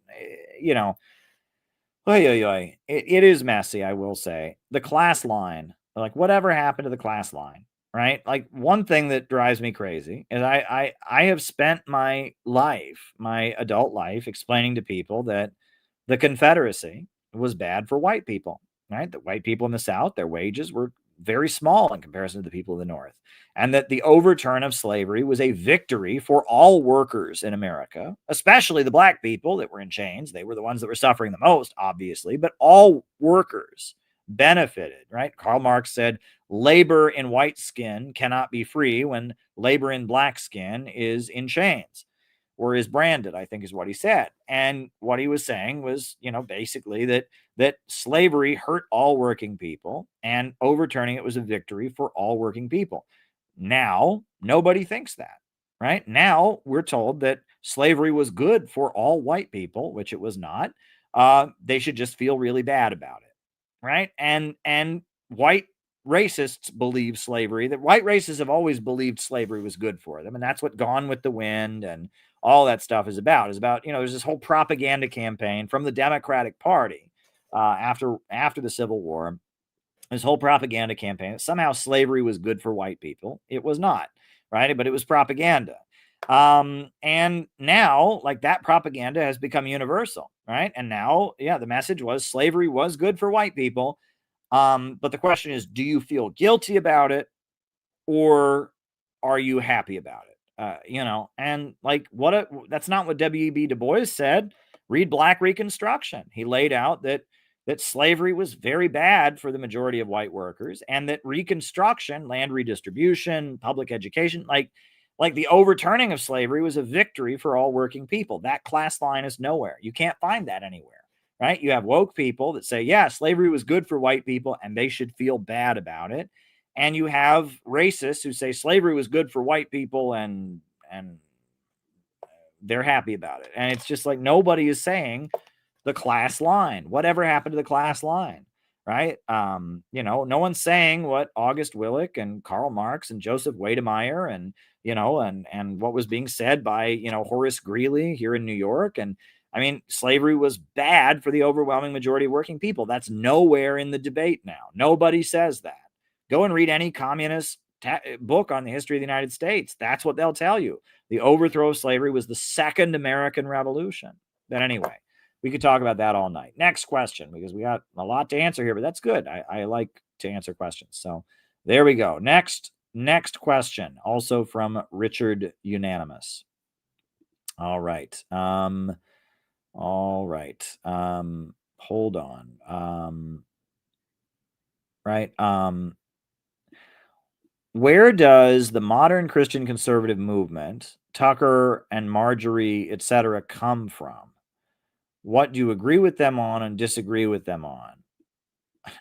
I don't consider them to be the modern Christian conservative movement. They're pioneering new ground. Marjorie Taylor Greene is out on her own. She's doing something completely new. She used to support Israel. She's completely going her own way, and I love it. I love Marjorie Taylor Greene. I'm watching Marjorie Taylor Greene. Every day she gets better. She was on The View. saying I didn't come on here to attack people, saying she wants health care for her people. Marjorie Taylor Greene gets better every day. Tucker is also on a lot of issues. He's like, he supported the Uhuru movement. He's anti-Israel, anti-war with Russia. Like, I don't think they're part of some modern movement that you can put a label on. I think they're breaking away from modern conservatives. I remember when Tucker was on, I think he was on NBC, and he was just this obnoxious conservative host in a bow tie, and he was just an obnoxious neocon host, and he's now gone in a totally different direction. Marjorie Taylor Greene, I mean, when she first came into Congress, they made a big deal about space lasers or whatever, but she was just kind of this MAGA conservative, but now she's broken with Trump over Israel. Over the Epstein files, she's actually really gone in a good direction, and she is representing some kind of like resistance to, the way the state is going. And I don't, when you talk about the religious right, you're talking specifically about kind of a reinvention of conservatism in relation to Christianity that took place in the 1970s, right? With Jerry Falwell and Pat Robertson, right? Billy Graham had a lot to do with it, but he was a little bit of he wasn't really part of it. He was a precursor, but like Billy Graham kind of set the stage for it with his like big TV broadcasts during the Nixon administration. He was Nixon's spiritual advisor, and he had these big TV broadcasts where, he invited the hippies to kind of come on and play their guitars. And he was a conservative and he was a Christian, but he kind of embraced the hippie counterculture. But it was really with the 1978, 79, with the moral majority, with Jerry Falwell, with Pat Robertson, you got kind of a new movement that really set up shop in Colorado, of all places, right? Colorado, Rick Warren and the purpose-driven life, that guy with that huge church out there in Colorado, and James Dobson, with focus on the family, and that, the modern, what you call the religious right that is starting to decline. I mean, they still have a lot of power within the Republican Party, but they're not the dominant force. They during the Bush years, they were the Republican Party. They're not anymore. That element, that's what I would call modern Christian conservatism, and it's on its way out. Marjorie Taylor Greene, Tucker Carlson, they're doing something new. Are they Christian? Yes. Are they conservative? Yes, but in a new kind of way. And they don't quite know what they're doing, and they zig and they zag, and they're in undiscovered territory. That's how I see them. All right, next question. All right, John has 3 of them here, so we'll go. He said British historian Joseph Pearson has a new book in which he argues the blockade of Berlin never happened and that it was a US-UK lie. Are you familiar with the facts behind this book? I'm not. I do know that a lot of what we've been told about the Berlin Wall is not true, right? And the Berlin Wall is a really big source of propaganda. The Berlin Wall was to prevent brain drain, basically, is that most people in East Germany didn't want to leave. Their living standard went up. But the skilled professionals, the USA was going out of its way to, strip the communist countries of their skilled professionals. And the way it was always explained when I was in the Workers' World Party was that it was a picket line, right? A picket line means you can't cross it. You can't scab. And that, it was there to prevent the doctors and the engineers from scabbing on the revolution. And that was the idea, right? Is that, that they needed doctors, they needed engineers, and those skilled people were getting out of there because they could make more money in the West, and the communist governments had to say, no, you can't do that. And that, brain drain has hurt America more than any country. We don't train our people. We have a crappy education system. We don't raise our kids to grow up to be doctors. We don't raise our kids to grow up to be engineers. Well, we can just import all the engineers from India and from Africa and places like that. And then those countries don't have the professionals they need.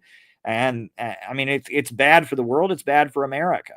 And the Berlin Wall was an attempt by a country, East Germany, to deal with that issue. I'm not going to endorse it. It was pretty brutal, and people were shot trying to jump over it and stuff. So that's pretty awful, but it was in response to those situations. But yeah, a lot of things that we've heard about that were false. I'm not familiar with this new book. That's interesting. But there you go. All right. Next question. Russia's UN ambassador, Dmitry Polyansky, did an amazing interview with Helga Zepp-LaRouche today. So it's very clear the Russians want our two countries to be friends and not partners, not enemies. Americans need to hear this message. Well, that's great. I mean, that's awesome. And Dmitry Polyansky, I've been in the same room with him many times. He's an important diplomat at the United Nations, right? You have their UN ambassador, and then you have Dmitry Polyansky, the deputy ambassador, and I've done a face-to-face interview with the UN ambassador before, and they've got a good crew, a very, very good crew. I remember I could say a lot, but I'm not going to go into great detail. I'm sure it's a great interview. Dmitry Polyansky is a great guy. And then John also says Marjorie Taylor Greene was able to last through her entire episode of The View without raising her voice or throwing any chairs. She's a far better Christian than I am.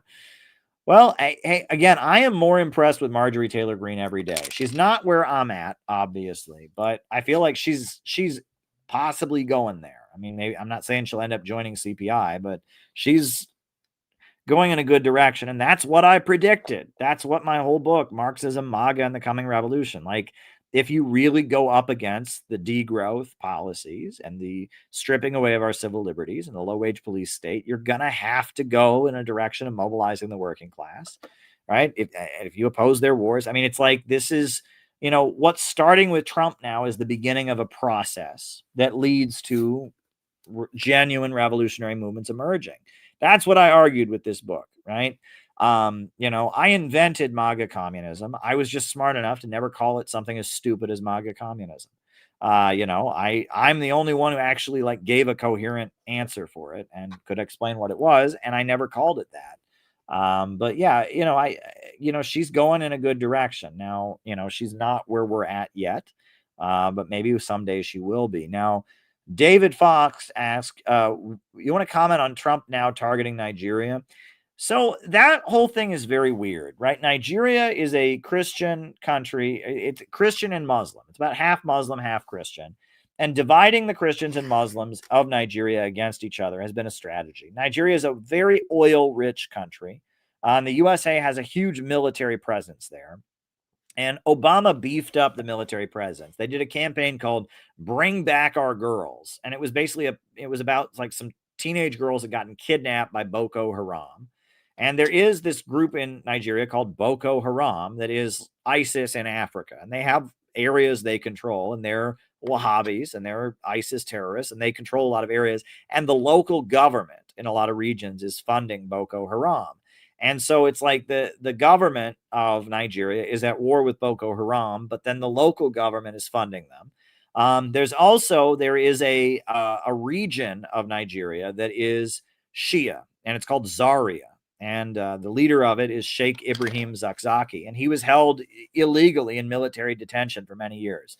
The government of Nigeria goes back and forth between Christians and Muslims. For a long time, their leader was Goodluck Jonathan, who was a Christian. And then it was Buhari. He was the first Muslim president. I was very excited when Buhari took office, hoping that he would be some kind of, anti-imperialist. He was the former military dictator in the 80s. But he wasn't, and he actually viciously persecuted, Sheikh Zakzaki and the people in Zaria. I mean, I assume that what Trump is doing, is that Trump is playing up. There is anti-Christian violence from Boko Haram and ISIS in Africa, and I mean, there's Christian-Muslim tension there, and there is, the ISIS terrorists there are very anti-Christian and do murder and execute Christians for their faith and stuff. And I assume Trump is playing that up because he wants to beef up the U.S. military presence there. And many people have pointed out that Nigeria, an oil-rich country, even though it's pretty solidly under U.S. domination, China's making inroads there. And so Trump probably wants to beef up the U.S. military presence there, kind of like Obama did. And he probably wants to push China out of there, or at least weaken Chinese influence there. I don't think we're on the brink. I mean, we're already invading Nigeria. I mean, it's like we already have a huge military there. We're not going to go there and overthrow the government, but, is the USA going to expand its military presence there? The USA is already heavily interfering in Nigerian politics, right? Nobody becomes the leader of Nigeria without the American government approving of them, okay? Nigeria is very solidly under U.S. control, but China's making inroads, and, there's, the Boko Haram thing is going on, and it's complicated, right? Nigeria is a very huge population, hundreds of millions of people, and very low life expectancy, very low rate of literacy, mass poverty. You look at the amount of poverty and the impoverished conditions of the people in the Niger Delta region. That is the most, at this point, the most oil producing, the top, oil producing section of the African continent is the Niger Delta region. And the people there live in just utter extreme poverty in the Niger Delta. It's pretty wild. Pretty wild. Alrighty. And then Jacob bought a coffee. How do you reconcile the fact that China has been selling military drones to Saudi Arabia since the early 2010s, the same ones used to oppress Yemen? China's foreign policy is that they say that class struggle outside of their own borders is not their business. That's been their policy since the 80s. And that China, they intervened in Vietnam in 1978. And other than that, they try to stay out of global conflicts. Now, one of China's weaknesses is that they don't have enough domestic oil production. They have to import their oil. That's why they very much want to control the South China Sea. And that, the United States is always getting mad about, there's Chinese military activity in the South China Sea. Well, yeah, because that's where the oil tankers go into the port of Shanghai, and they need that oil to keep coming into the country. Saudi Arabia is an oil-rich country, and Saudi Arabia sells a lot of oil to China. Looks like they got some drones for their oil. I mean, what do you want me to say to that? Again, China is not on a mission to bring the Houthis to power in Yemen. Right? I believe China is, very much part of the new economy that's rising in the world. But China, if you ask China, they're neutral in Yemen, right? They don't support the Houthis. They don't support the other side. They're neutral. They're not. China's job is not to export revolution all over the world. And when that was the Soviet policy, it wasn't very good for the Soviet Union. China's a country. They're trying to bring the world together with trade. And China, they actually did play a very significant role in de-escalating the conflict in Yemen, because they got Iran and Saudi Arabia to restore diplomatic relations. So after the Iran nuclear deal was signed, the government of Saudi Arabia executed the top Shia Muslim cleric, Sheikh Namir. They cut his head off. They killed him. It was a horrible thing. And it was retaliation for the Iran nuclear deal. They were mad about the Iran nuclear deal, so the Saudi government killed the top Shia Muslim cleric in Saudi Arabia, Sheikh Namir al-Namir. And at that point, Iranian students raided the Saudi embassy in Tehran and burned it to the ground. And then Iran and Saudi Arabia didn't have diplomatic relations. And Iran was, supporting the Houthis. And Saudi Arabia was waging a war against the Houthis. And they were on opposite sides. And then, China, which buys oil from Iran and buys oil from Saudi Arabia, got the two countries to sit down and negotiate. And the reason right now in Yemen, it's because of October 7th and because of what's going on in Gaza. The Houthis have been supporting the Palestinians, but it's also because of China that now Saudi Arabia is not bombing Yemen that much, because Iran and Saudi Arabia are getting along again. That's because of China also. It's much more complicated than that. But China's not exporting revolution all over the world, and they're not trying to bring the Houthis to power in Yemen. They're trying to connect the world with trade. They want to do business with everybody, and they believe that if the countries trade with each other, they're less likely to go to war. That's what China believes, and trading with Saudi Arabia, trading with Iran is a way to do that. I hope I hope you don't ever misinterpret anything I'm saying to make me I don't think China is like trying to spread communism across the planet. I don't think China is, you need to understand China's a country, just like any other country. Saudi Arabia sells them a lot of oil, and they sell them some drones, and Iran sells them a lot of oil, and they've played a very good role in that region. But if Saudi Arabia buys some drones from them and they get some oil from them, are you shocked by this? And again, you want China to boycott Saudi Arabia? I get questions like this a lot, right? And this is part of that communist thing, right? I don't know who Jacob is. I don't know who you are, Jacob, but I assume you're a communist, right? And that it's like these communists, it's the whole not real socialism thing. No country is ever real socialism. And if they were real socialism, they wouldn't do this awful thing, right? And it's like we need to just get away from that, right? First of all, socialism is an economic system. It's not a virtue signal. And the countries that do have rationally planned economies that have broken out of imperialism, they need to trade. They need oil. They need, they need raw materials. They need to export their products. And, so yeah, communism is not a virtue signal. And, socialism with Chinese characteristics does not interfere in other countries. That's their policy. All right. Richard sent another question. Thoughts on people who say tariffs will make domestic industry stronger? I mean, antibiotics last week were made in Belgium. From what I heard, manufacturing isn't low tech anymore with 3D printers and AI. That's true. And we don't have the infrastructure, enough skilled people. I agree with everything you're saying here to be made in America. Shame that Cuba is having a biotech boom. Russia and China are doing longevity. I agree with you. The tariffs thing is dumb. It benefits Wall Street. And it's dumb. And it's Trump's playing games. And I'm with you, Richard. I'm with you 100%. I mean, yeah, that cutting ourselves off from China and Russia as they build, and the idea that we're going to bring jobs back with tariffs, that's just not happening. It's not happening. I mean, these trade deals are certainly bad. These kind of free trade deals are bad. But at the same time, the idea that we're going to slap a tariff on this country and that's going to bring our economy back, it hasn't worked. Look, Trump is in a bad spot right now. Look at the approval rating numbers. Trump is not doing well, right? I mean, I will say Trump, so far, his presidency has been a huge disappointment for the American people. I will say that much. And yeah, Trump is not doing well. And yeah, the tariffs thing is not working. And you're right. It doesn't work for the reasons that you just listed. All right. So I think Penny had sent a video about China and their fusion stuff, so we'll put that on. And then I probably have to say goodnight after that because my strength is fading. It's getting towards 1 a.m. So I will put Penny sent this video about the fusion energy research that China is doing. Hey, if you're concerned about fossil fuels, you should love fusion energy research. You're not going to solve fossil fuels with windmills and solar panels. You're going to solve it with fusion energy.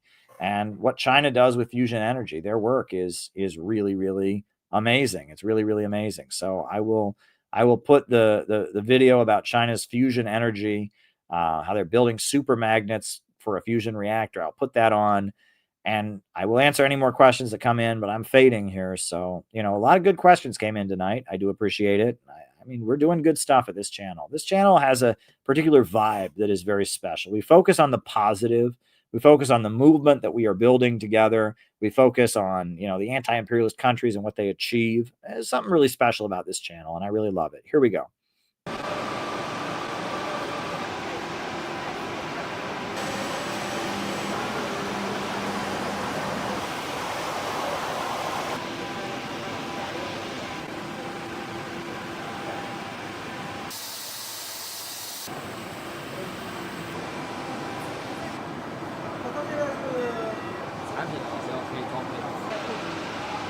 相当于我们一个既要具备相扑运动员的力度，又要具备这个芭蕾舞者的这个韧性，要达到很好的一个强度和韧性的一个平衡。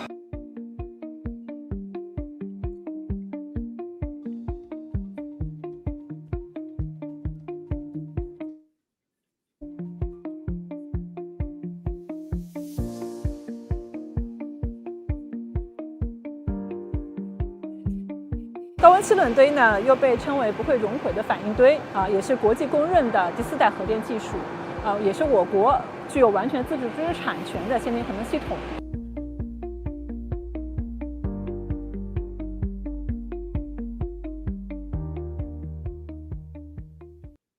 Great. Beautiful stuff. Beautiful stuff. Yeah. Very good stuff, folks. All right. Well, listen, catch me on Due Dissidence tomorrow. I'm going to put on the closing music. Thanks for being here. And we're just going to keep doing our streams like always. So catch me on Due Dissidence. I'll be on around noon. That's when I'm planning to come on their show. And then we'll probably do a stream tomorrow evening. Great stuff is happening. Dare to struggle, dare to win. New upsurge in the struggle against U.S. imperialism is now emerging throughout the world. Ever since World War II, U.S. imperialism and its followers have been continuously launching wars of aggression. But the people of various countries have been continuously waging revolutionary wars to defeat their aggression. And while the danger of a new world war still exists, and the people of all countries must get prepared, revolution is the main trend in the world today.